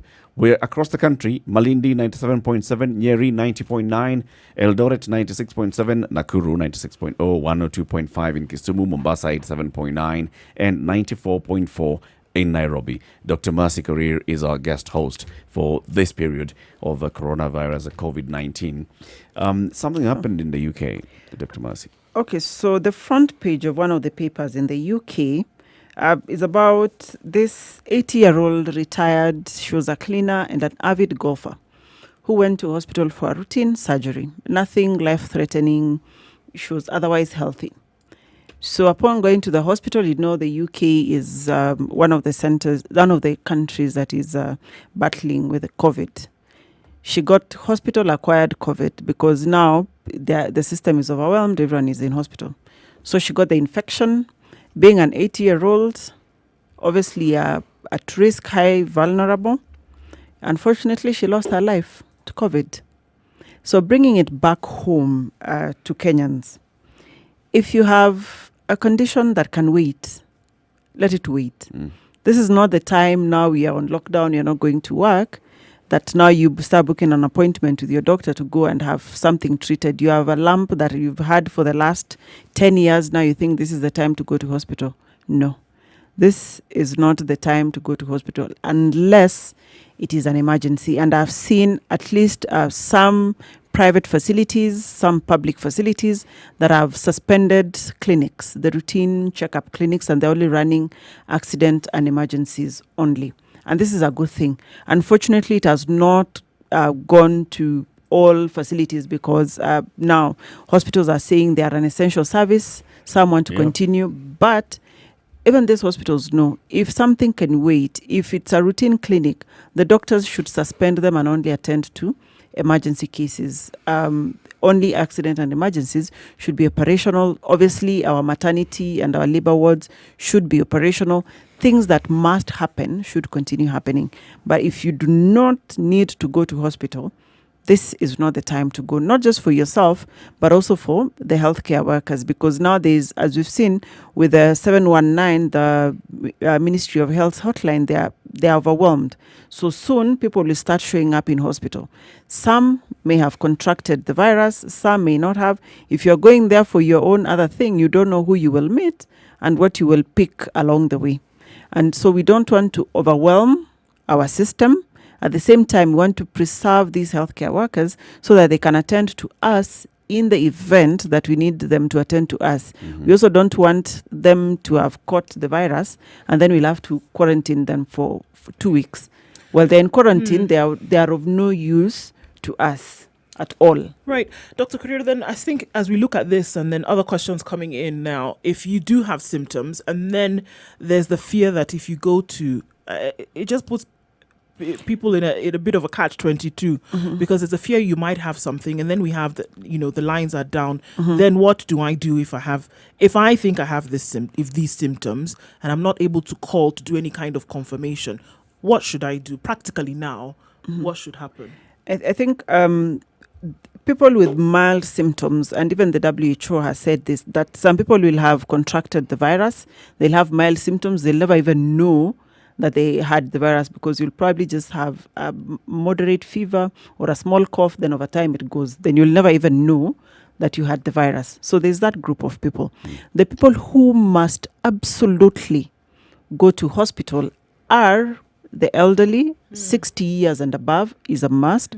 People with diabetes, hypertension, chronic respiratory illnesses like asthma, somebody who's on cancer treatment or somebody who's been diagnosed previously of cancer, somebody who's had transplant, any organ transplant, and they are on immunosuppressants or anything that suppresses their immunity.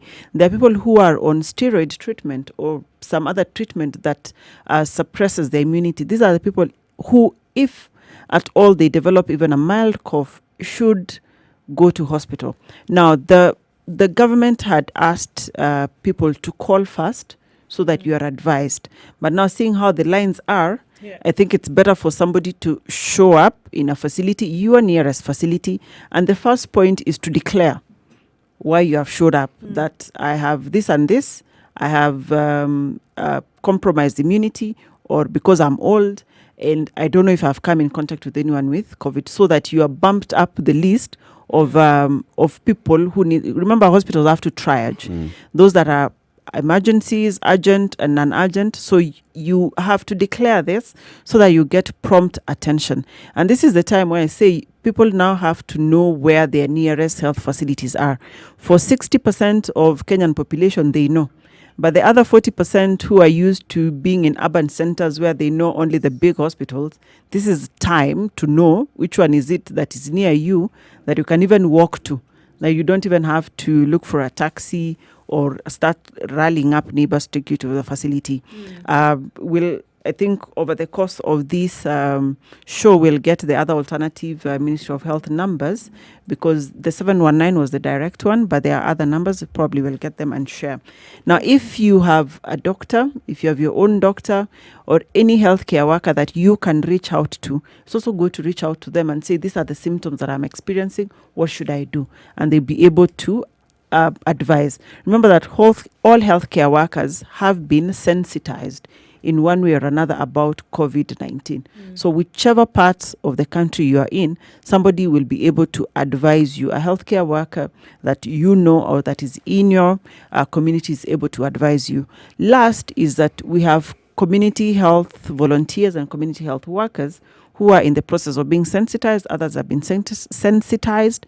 So those are some of the points to call, because they'll know what to do next. So this is the time to engage everyone in that tier of healthcare cadres, so that you know when to go to hospital or when to wait it out. Okay, so then another question is, what then happens if I present the symptoms, I get to hospital and presented, will I be tested immediately or will I go into quarantine first? That's the question that's being asked. Definitely quarantine first. If you have those, if you meet the case criteria, and we said somebody who has a cough, fever, or difficulty in breathing over the last 2 weeks has traveled or has come in contact with anyone who has traveled or has come in contact with anyone who has been tested positive for COVID, definitely you have to go into quarantine. And then from there is when now you'll get tested. And luckily, Jack Ma and his organization has assisted us, and now we have 20,000 diagnostic extra kits, and we have the capacity to test. So from there now, obviously, they'll have to. We'll be doing much better. They'll have to to take a look at weather now. It's 9:10. Then we come out of this weather forecast. We continue the conversation. We'll be talking to Kenyans who are outside the country to hear what measures governments in those places are taking. We'll talk first to a Kenyan in Rwanda who lives and works in Rwanda. We want to know. We've been talking about how Rwanda has taken in measures, how people are not on the streets, how now the soldiers are on the streets. Did Rwanda take care of people who need to work on a daily basis, who are casual laborers? We'll talk about that shortly. Good morning. This is a Situation Room.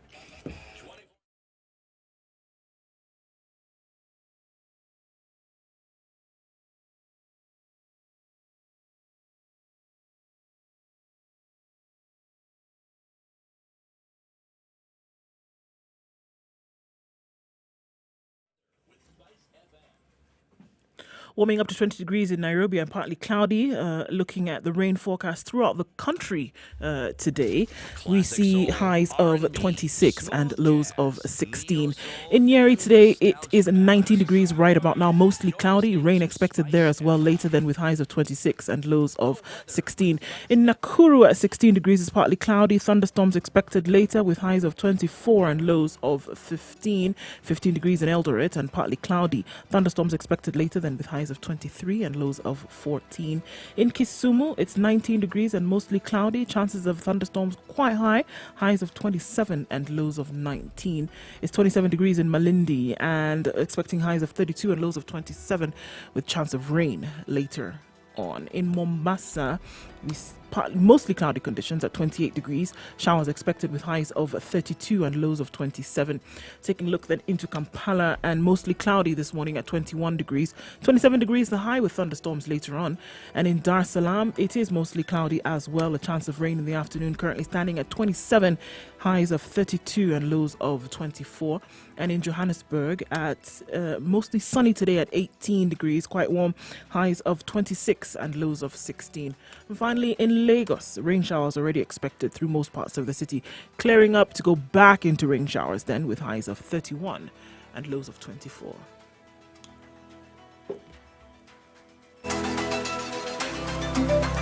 Spice and everything nice. Alright, okay.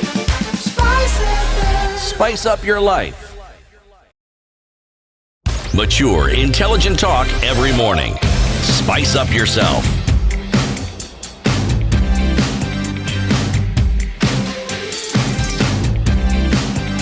Mornings done right.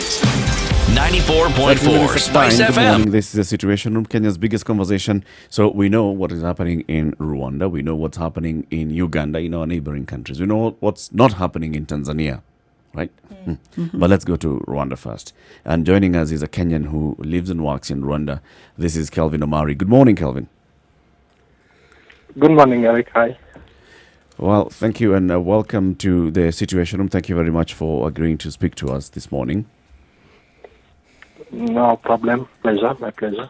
So we understand, we've been seeing news reports and we get, of course, the statements from the government shared online that the government of Rwanda has instituted a lockdown procedure. How is this going? Well, it's what I can say, unknown territory. We are trying to comply. Yeah, the lockdown, actually, the announcement came up on Saturday. It was on 21st. But prior to that, a week before, there was an announcement to try and work from home. So I can give you a brief on the events, the series of events. Yes. Yeah, the first case was reported on 14th of March. Yeah, immediately the government came up with the following orders. Basically, there was a closure of all public assemblies, including churches. No weddings were allowed from that day, no office work, no school going, and no unnecessary travels, including burials, except for family members only. Right. That was on 14th of March. With just one case reported. Then one case was reported then. Then on 18th of March, I can't remember the number of cases that were reported. Then there was a suspension of all flights, inbound and outbound. Yeah, and then now on Saturday, 21st of March, there was now what I can call a complete lockdown, which is we call now stay-at-home campaign. The announcement came on Saturday evening. I remember I was working from home at around 7 p.m. Then my wife comes with a message. And then, of course, there is this, we have to shop. Yeah. Yeah. So we rush out, we do shopping, and then now I come back to look at the measures that are in place. So, in short, from that message, all shops and markets had to close, apart from those offering necessary and essential services to Mwananchi, like food stores, pharmaceuticals, and petrol stations. Yeah. All bars are closed, and all restaurants are open, but only for takeaway services. And services now like mobile money are free. We are allowed to use mobile transactions in comparison to cash transactions just to prevent the spread. All borders are closed, and everybody is working from home apart from those, again, giving essential services. Calvin, and on the ground, Come again? Sorry, I was about to say, I'm imagining that when this order is made in the middle of a weekend, especially in the evening, and you're told that the following day there's a lockdown that's going to be in place, the first thing that you've said is when your wife came and told you this is the new order, you immediately thought of going for shopping. Was there panic buying on that day? Was there panic shopping on that night? Yeah, actually there was. We had anticipated this and we did shopping before, but of course there are a few things that had run out of the house, so we went out. Yeah. Then we found everybody in our local shopping center, everybody's come out, we are shopping. But the good thing is there were local leaders, there were policemen there who are guiding people on what to do, not to panic so much. Yep. And to keep distance, 1 meter or 2 meters. And actually, things were orderly. There was panic, but there was order on ground because we are being guided on what to do and not to panic. Everything is available. Don't worry. Tomorrow you'll continue shopping, but don't panic so much. That was the message on the ground. Who's enforcing this lockdown? Come again? Who is enforcing the lockdown? Well, it comes from the top government, that is the Ministry of Local Government, in cooperation with other government bodies, including National Police. And on the ground, we have local administration, like local chiefs and sector leaders who are trying to guide people on what to do. And if you are found loitering around without reason, you are taken or you are told to go back to the house. But there are serious measures that are on the ground right now. Like if you go out of the compound, you'll probably get some policemen. You have to give a reason why you are out. If it is for basic and essential services, you are allowed. But if it is for any other reason that is not making sense, then there are penalties that are imposed on you. And actually, yesterday on the national TV, always from that day, from Saturday to yesterday on national TV, the leaders have been there, including the Minister of Local Government and the spokesman of police, and they are giving people guidelines on what to do and what not to do. Yeah, so there are penalties that can be imposed on you. You can be arrested or you can pay penalty if you are able to, if you are not following the restrictions that have been given in place. Are there people who've been arrested or penalized so far? Yes, of course, now in our era where we have WhatsApp groups, there are circulation, so we can see some videos going on of people being arrested. We can see people being penalized, receipts from local authorities, from national police. Actually, yesterday, there are two cases I know about. One person it's a shop owner who was selling rice at raised prices, and he was given a penalty of almost 50,000 Kenyan shillings for raising the rice price. Another person who was just going around without reason was penalized around 5,000 Kenya shillings.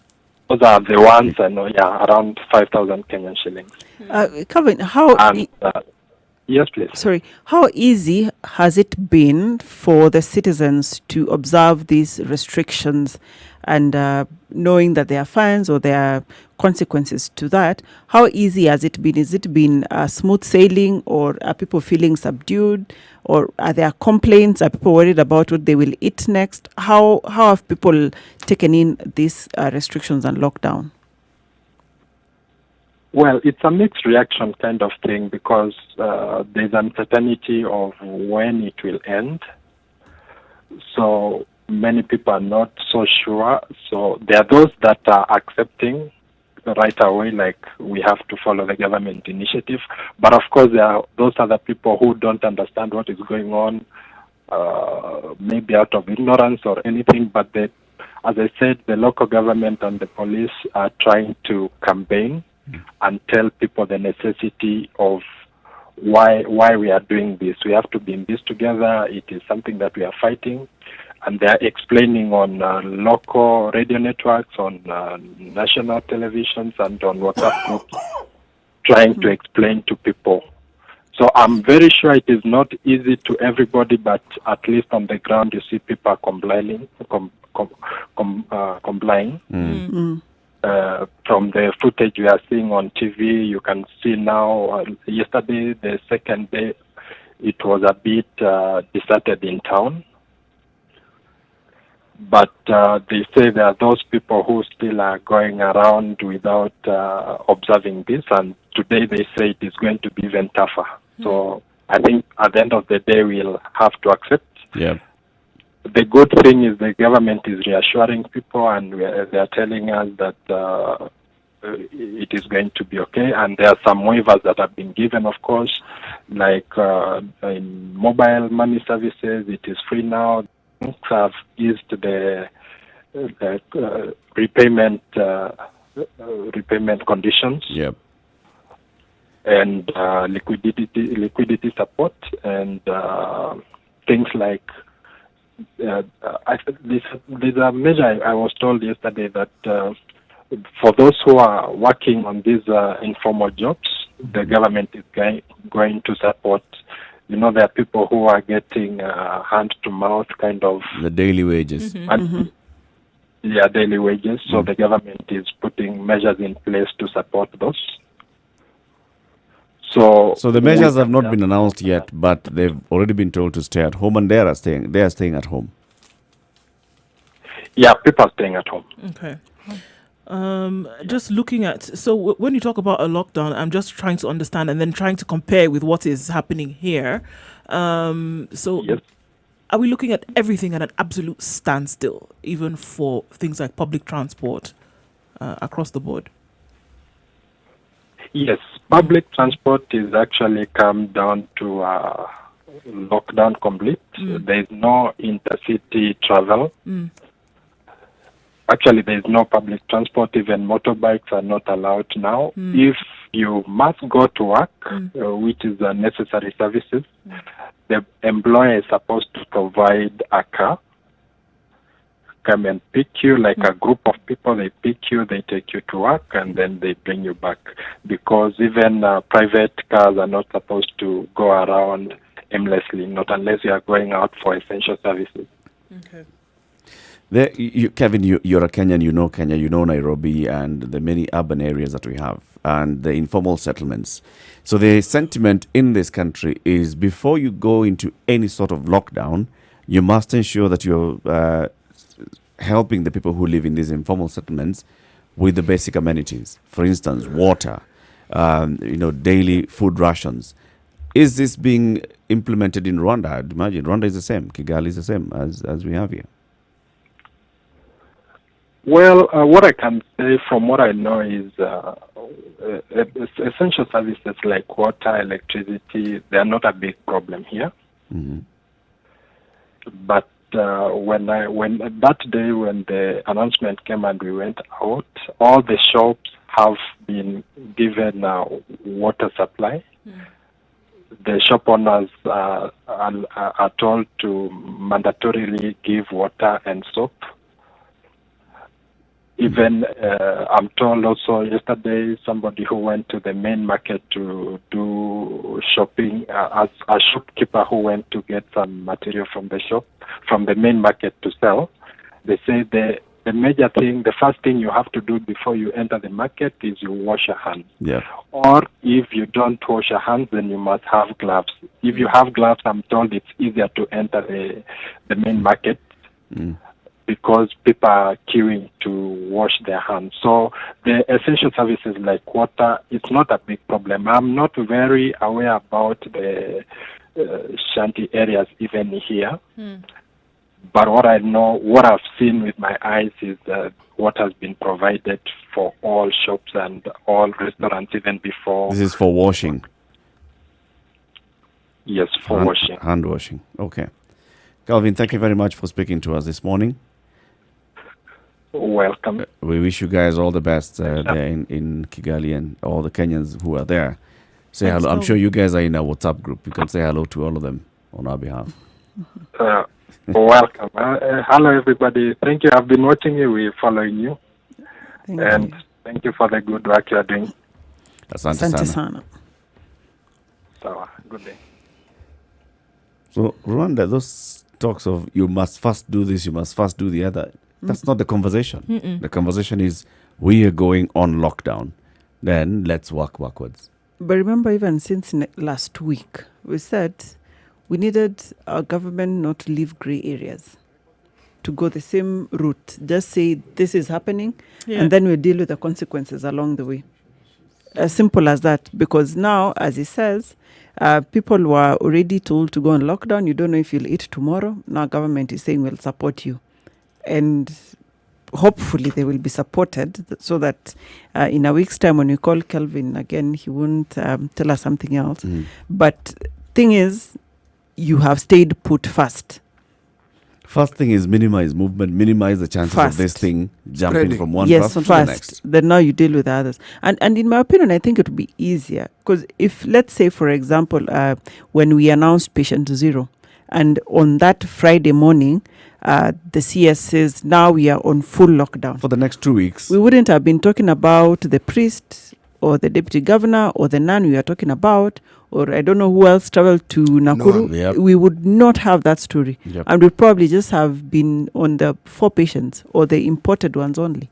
But now we actually do not know the numbers that are out there. We have 3 cases announced, confirmed of local transmission. Somebody in the country transmitting to somebody else in the country, not imported anymore. Now we already started getting into that traction of local transmission. Trouble. Remember from the data from China, they said for every one confirmed case, there are actually 6 times more others that they had not discovered. So if you're at 25, do the and math. also understanding that the confirmed cases come as a result of testing. Right? So there are quite a number of people then who have not been tested. But then another question, I know we're going to go to some other people on the phone, but just one question before that. Do just we have a time break for and that? then into traffic. Yeah? We want to take a break now? I can go for that question? Okay. So the question is on social distancing and the movement of the virus. Maybe you can clarify with this, Dr. Career, that the virus itself does not move. We are the ones who move the virus. Could you clarify that so that we can then understand why then social distancing or, physical contact comes into play here? Yeah, I actually saw that message, and for me it made sense that the virus does not move. It is people who move. And the people with the virus are the ones who move. Let me take an example of the people who packed their bags and went to the village somewhere.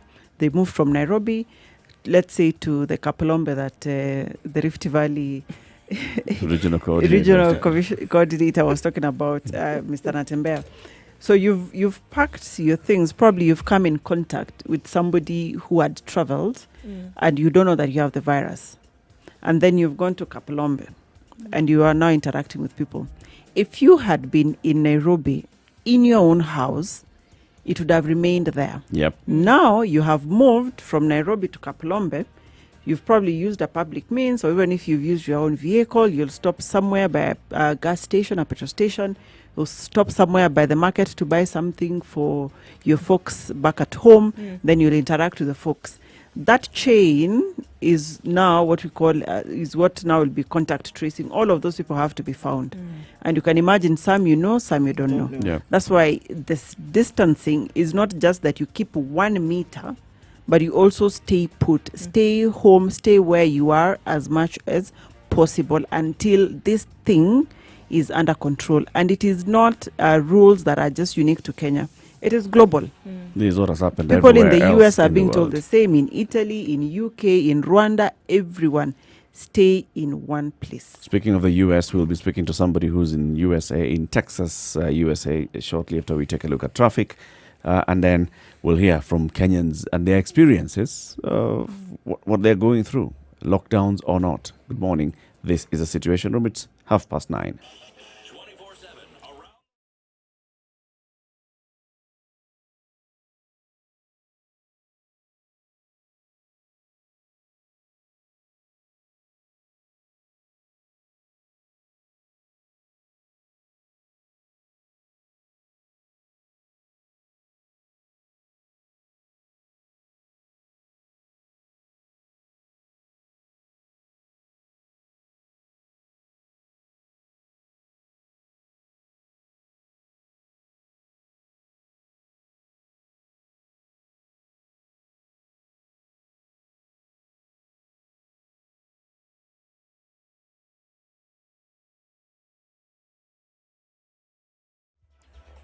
Nothing changed so far. All the roads are still quite open as from what we see. Mombasa Road, very good today. You'll get from the SGR to the CBD in about 9 minutes and 45 seconds.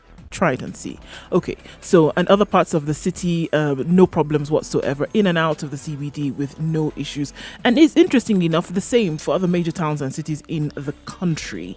No accidents or incidents to report essentially right now. Also interestingly enough. So nothing major going on. I don't know how many times I can say that.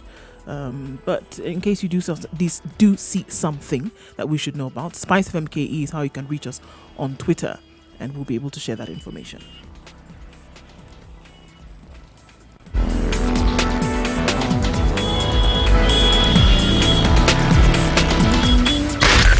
Spice FM, Nakuru.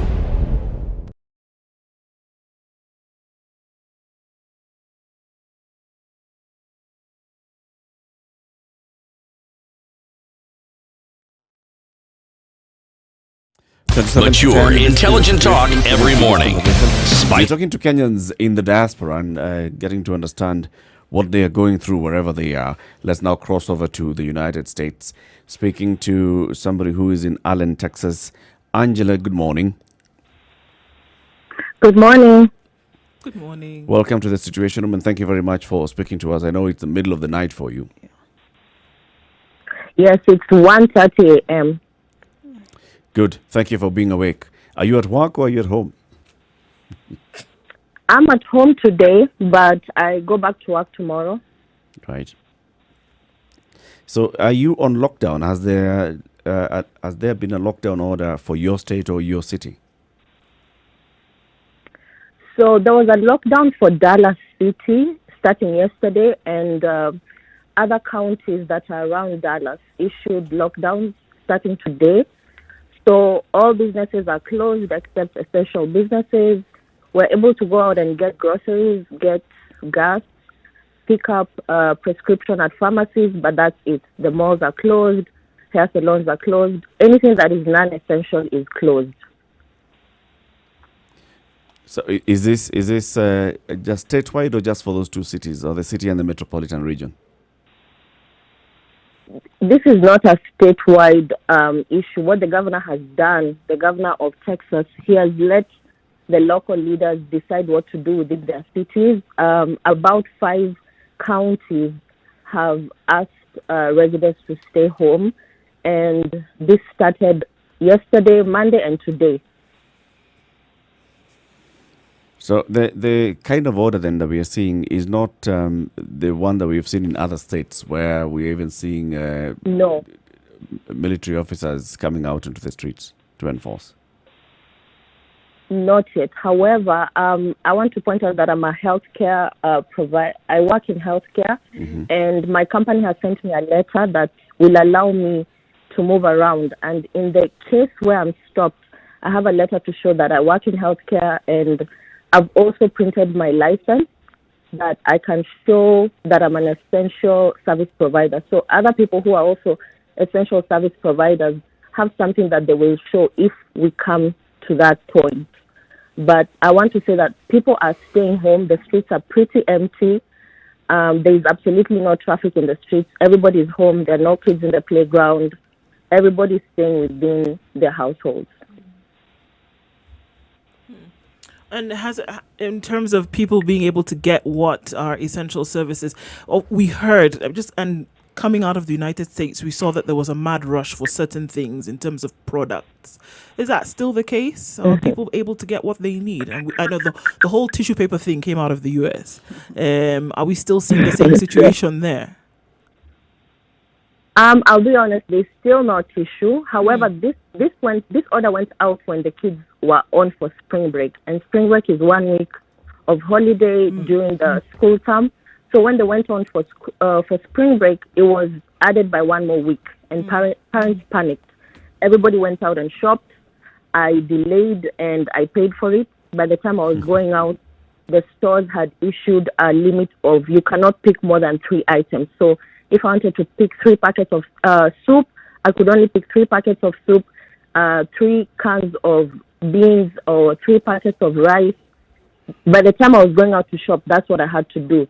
But the stores have also done something whereby 6 a.m. to 7 a.m. with most stores is senior hour shopping.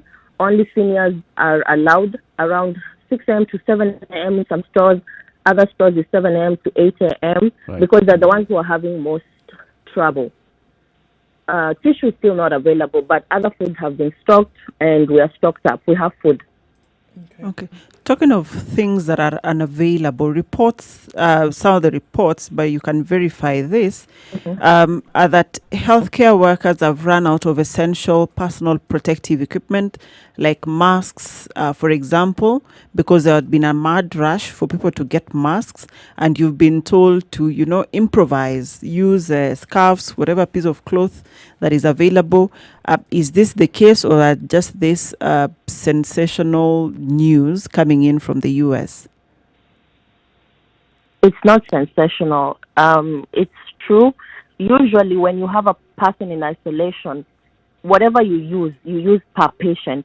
So whatever headgear you wear, face mask, and the protective wear, you use it per patient. But what is happening is whatever you wear in the morning, you'll use it for the entire day because there's a shortage. And there's no assurance on when new material will come in. So in the news every day they're saying, we're getting new material in, our hospitals are going to be stocked up. But on the ground, that's not the same. Whatever mask you have on, you'll have it on the whole entire day. What is still available at large is gloves.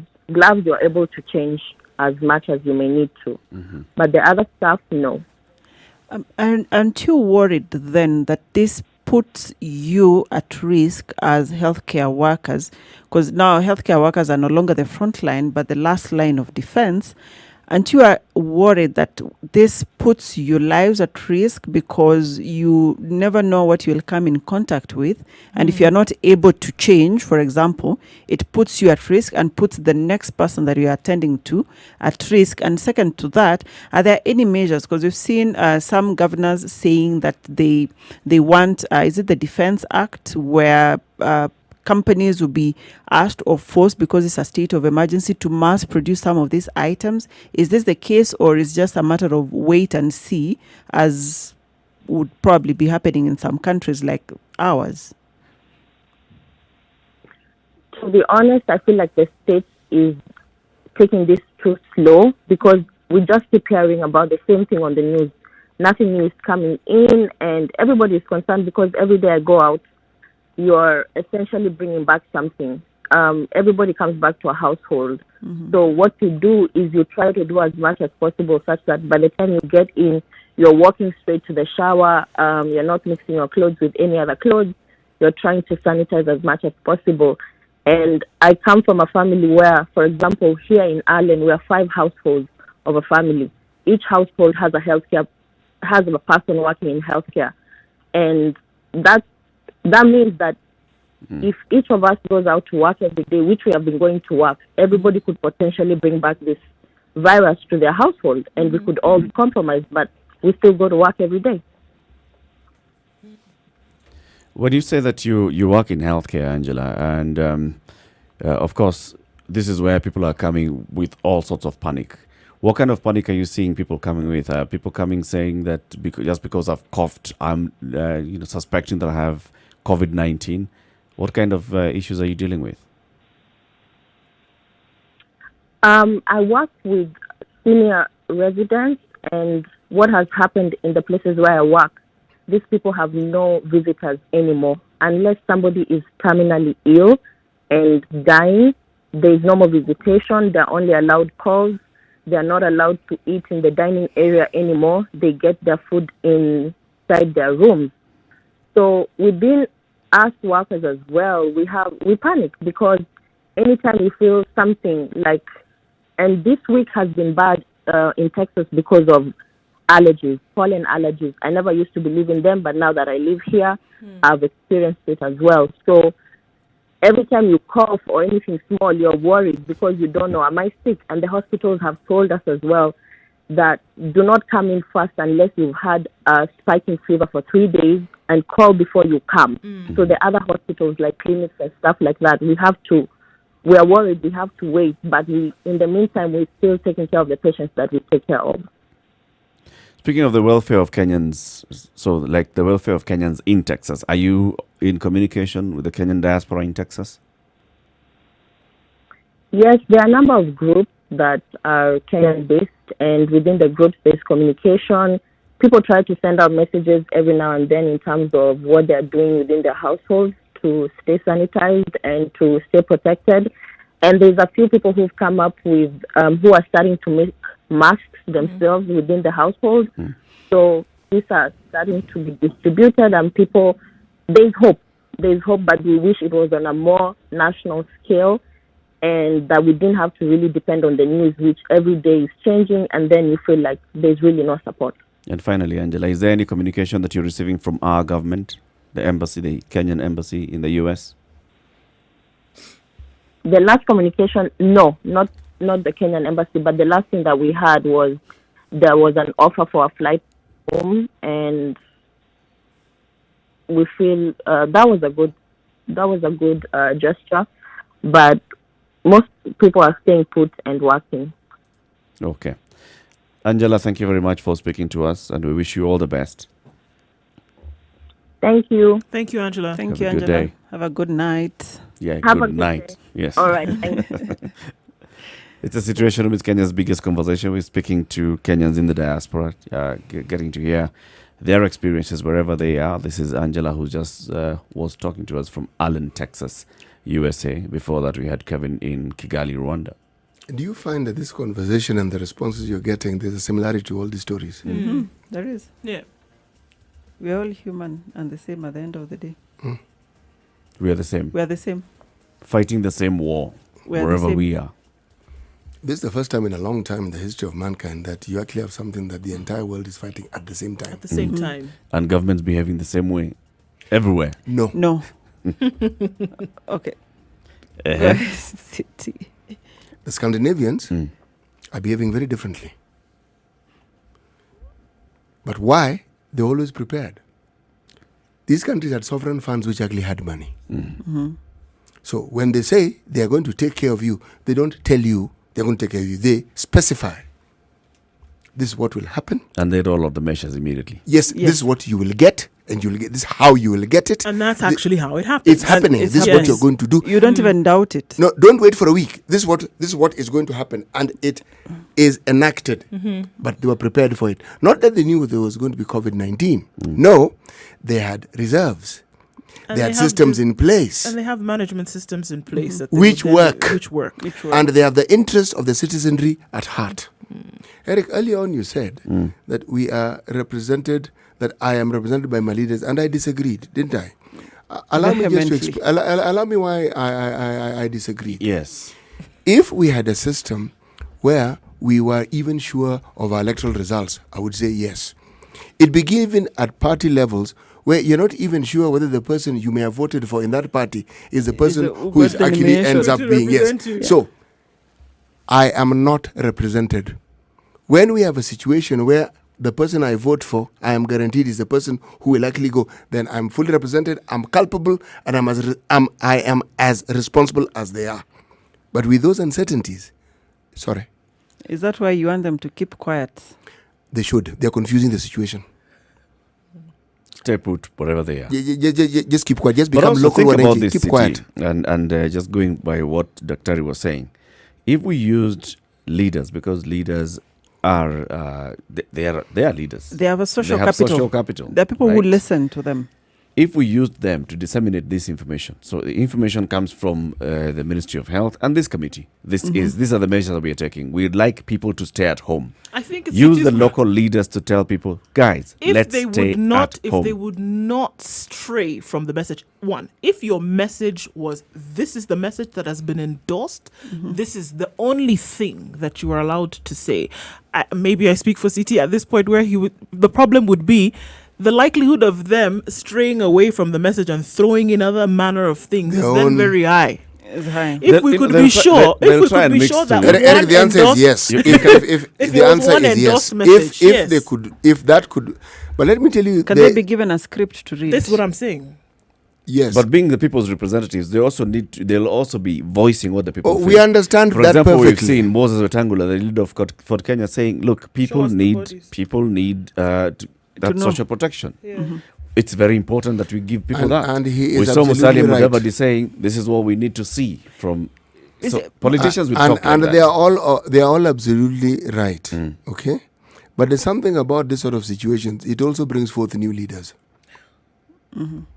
Because the ones we have, if indeed they could be part of this solution and to do what we're saying, it would be a wonderful thing. To answer your question, it would be a wonderful thing. For my problem with that statement is these leaders who are in certain positions are talking like Mwananchi. They're saying the same thing that we are saying, that we need social protection. They should be saying this is how government or this is how we are supposed to do social protection. But you cannot be appealing the same way we are appealing to government. And you're the leader. So who are you appealing to? It's the same thing. And I give an example about... I'm merely a legislator. They're also talking to their father. A good example that went viral is Machakos governor. Yep. When he was saying now we are the same, there's no going out, these leaders. But he's one of them. These leaders are of Viongozi. But he is one of them. So for me, this, for me, how useful they would be is to disseminate practical information. But in terms of solutions, I don't think they can provide solutions, because clearly 2 weeks, going 3 weeks since this pandemic, I think the only time they came in was when they were worried that their BBI rallies would be cancelled. A thing of the past. And then after that, we've not heard from them. No, we remember the time when there was one of the first cases, someone who had been on a flight from the UK.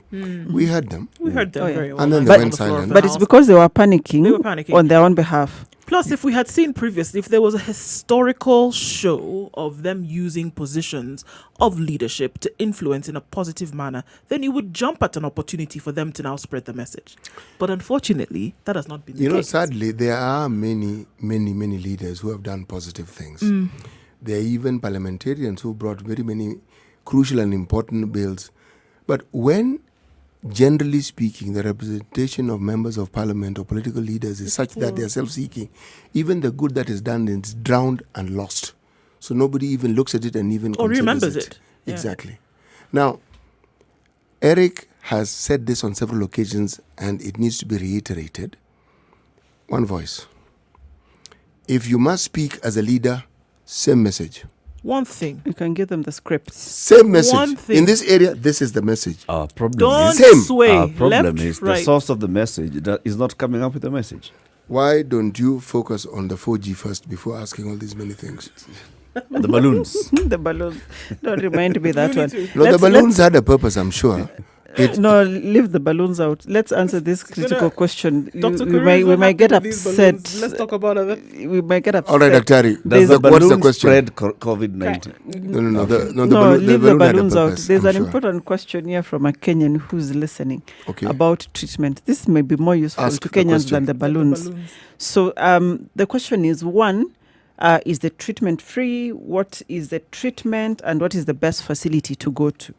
So first of all, there's no treatment for COVID-19. It is not any malarial drug, antimalarials, it is not ARVs, it is not, which was the other, antibiotic. There is no treatment for COVID-19. What is there and why people are in hospital when they fall sick is called supportive management. Somebody is running a fever, there is treatment for that or there is management for that. If somebody is dehydrated for whatever reason, there is how it is managed at a hospital facility. So we don't expect that you go and buy the Crest and the Tangawizis or you buy all antimalarials and antibiotics saying you're treating yourself or it's for prophylaxis. It does not work. And CT had insisted on this. It does not work. There's no treatment. Two, the cost of treatment. Now, in public facilities, everything is free for COVID-19. Everything is free. So you walk into any health facility and you will walk out, you'll have been managed. Now, if you go to a private facility, remember that's somebody's business. They're incurring costs. They have to pay staff and whatnot. There are some costs which you might have to incur. Is the government footing any bill there? To my knowledge, no. So far, I've not heard of the government footing any bill for anyone who has been in any private facility. That one, you will have to work it out with your private insurance if you are on one, because this is a whole different entity. And I saw somewhere about the cost of testing being charged. There is one private facility that bought its own diagnostic kits. It cost them something to buy those kits. It has to be paid back. So in a private facility, we cannot speak for it. If they charge you or whatever. All right, but that is the government coming up and looking at how much they're charging and seeing whether it makes sense or not? If you went and bought a diagnostic kit for 1,000 bob and then you're charging me 50,000 shillings for it. No, Eric, Eric, we are you have saying an alternative. Go to go the to public hospital, which is free. Which is free. And Which will not charge you anything. There is room, there is everything. Go to a public Go hospital. to a public hospital. So this is then brings me But to the other still, question. we must manage even these private hospitals. Wait. guys. It's open market, yes. Same way people in Rwanda are being charged 40,000 shillings for selling in their own shops. So is the government providing them with the test kits? Is the government providing them with anything that? No. Precisely. So, and this is what the question people are asking: which is the best facility to go to? Unfortunately, Kenyans have to deliver this sad news. This is not that situation where you say now these are the best facilities to go for this in this certain area. Actually, your best bet and your best place to survive is in that public facility, which you may not know where the door is. So that's why I'm saying it is high time that you know where your public health facility is, because that is your best facility for all of this, for this treatment, because there all the healthcare workers are sensitized. They are aware. They know what to do. I know we've had hitches here and there about PPEs, but we saw they landed in yesterday. So your best bet now is to go to the public health facility. It will not cost you anything. You will be attended to. If you're going to a private facility, and now this is why you ask, shouldn't they be regulated and whatnot? Those regulations are there under the Kenya Medical Practitioners and Dentists Council. They have a guideline on what the minimum they can charge and what the maximum they can charge. And so if you go there and you find that they have not met, there is a body in which you can complain and get addressed to. If your insurance is paying for it, you talk to your insurance if they'll pay for it or not. Is NHIF paying in the private facilities? That I do not know as at now, because the alternative for every single Kenyan is your public facility. where you do not have to think about cost. So then at medical all. insurance, I mean, you talked about the middle class and suffering from all of this. Another question. So medical insurance doesn't play a part here, especially if you're going into a public facility, because the government is taking care of the cost. Government is taking care of that cost. Okay. So the issue of cost does not even arise. But if you go to a private facility, that is a different contract altogether. Please remember, Does your if medical WHO insurance kick in a private facility? for this disease, is anyone really sure? We're not sure. Okay, from talking to private providers, they say the contract you sign is between yourself and the insurance company, and part of the exclusions are pandemics. So even And if this you is go a to any court of meaning law, it was fine until it was pronounced a pandemic. Pandemic. It would have been treated. It's Then another that clause incident kicks of in. reading the It fine kicks in. print. No, this one, even if you read it. Even if you read it, it wouldn't ever come into your wouldn't think- mind that such a thing would happen. The Insurance Regulatory Authority came out, and the CEO was quoted widely saying that they have had a conversation with the insurance companies, and they've agreed that because of the nature of this pandemic, the providers shall waiver. Why don't we perhaps seek guidance and talk to people who have had to perhaps try and test their insurance policies and covers and see how that works? Because it is one thing for IRA to make a and pronouncement. AKI to It's say. a completely different matter for those who actually provide those insurances to actually act on To those go things. against the guidance by the, Oh, by yes. the regulator. Oh, it yes. is because Oh, yes. they are They can. guided by the contract you signed, and it's very clear. If you go to any court of law, it's very clear. This was a request that was being made. It was an understanding they were saying they would have arrived at, okay? A benevolent accommodation because of the situation. But it's not something you're going to uphold in any court of law. No. And- If a regulator, if you've sat down with a regulator and they are minutes showing this is what we discussed, just the same thing the CBK sat down with banks. And they agreed with the Eric, banks. how often do You Why we can don't you have... have waive. signed a contract with your bank Wait, previously? yeah. There were certain tenets Go you and needed to discuss follow. this with Eric, the bank. why does the TSC have a problem with Why teachers? do we Why have does the university have a regulators? problem with their employer? And these were signed agreements as to what Why they do should be we paid, have what they should be regulators given. if people are not going to listen to the regulator? But even remember, the bank said you have to go to your bank and have a discussion With your bank. with your bank until the initial contract is amended. You're still liable to. You're still answerable to Central the Bank first of one. Kenya is the regulator of all banks. Yes. And how did they wade in? They haven't enforced anything because probably they can't. But they've told Mwananchi go to your bank and have a discussion. Yes. So you have to amend the first contract so that you get a second contract. So it's the same case here. And anyway, you have an option of not thinking about cost. Go to your public health facility. In a few weeks' time, Dr. Mercy Korir, public facilities are going to be swamped. This is a reality that even the minister has told us. We know how many they are. We know the capacity of these facilities. Let's open ourselves to these things. You see, this is true. Yeah. By so the right way, now, these my are first true- option these is are- to go to the public facility. Eric, these are truisms. However, should that public facility be full, the next option I'm going to go to is Eric, these are truisms. And if the government was saying this is something they're still in discussion over, I would understand because it isn't that straightforward. This is someone's business, and that business is also protected by the law. So you can't actually just issue edicts and tell them this is what you're going to do. Sorry, it can't work. You have to discuss, agree, and understand. Okay, if you do this, this is what we will do. The government holds the big stick. And the regulator has told us we've discussed, we've agreed. If the person who's has sat down with the regulator is not agreeing, but something Eric, should be done to them. the Central Bank of Kenya determines interest rates because they are the ones who Then they've determine done what that. it is They've the taken government. the No, measures. they can't. Eric, you're in denial. You're in the first stage. Yes. It's okay. No, I'm five pages I'm on five insisting pages that of people grief. do the right thing. It is Okay, it's so okay. in this case, I am what would be insisting the that the people do the sharing right that thing. knowledge? What would be the right Insurance thing in this companies, you've sat down with the regulator. The regulator has come down and spoken and said, this is what is we have Needs to agreed. be done, yeah. Yes. So don't come back round and say, no. By the way, that deal is between me and you. You should have told that to the insurance regulator when you're having that meeting. I don't have the time to come and keep discussing this one Was back the and forth. regulator there when you were signing that contract? It doesn't matter whether the regulator was there when I was signing the brother, you're in contract. denial, The Quinn. reason Yeah, that the regulator is a regulator. So what brother. Eric Yeah, is in saying that in denial. this sense that CBK was not there when you were signing the contract to course. get your personal loan from your Of bank. course. But CBK But comes in CBK and says, go and have the conversation with the your bank. bank. They can do something about it after Exactly. talks that we have had. Yes. Yeah. So now what Eric If is I saying go is to that the the same bank- thing should be extrapolated to the insurance Yeah. companies. So go talk to your whereby insurance they- I can't go to the bank and the bank tells me, you know what? Me, I don't know anything about CBK. No, the bank cannot tell me that. No, this is But why I refuse. This Anyway, this is why we it's say universal health coverage comes in at a very crucial point, because we would not be having this conversation. Yeah, we will not. City, let's finish with Oh, today's but it's proverb. 10. Wood that has been touched by fire is very easy to set alight. You see, for instance, this particular wood here is Eric.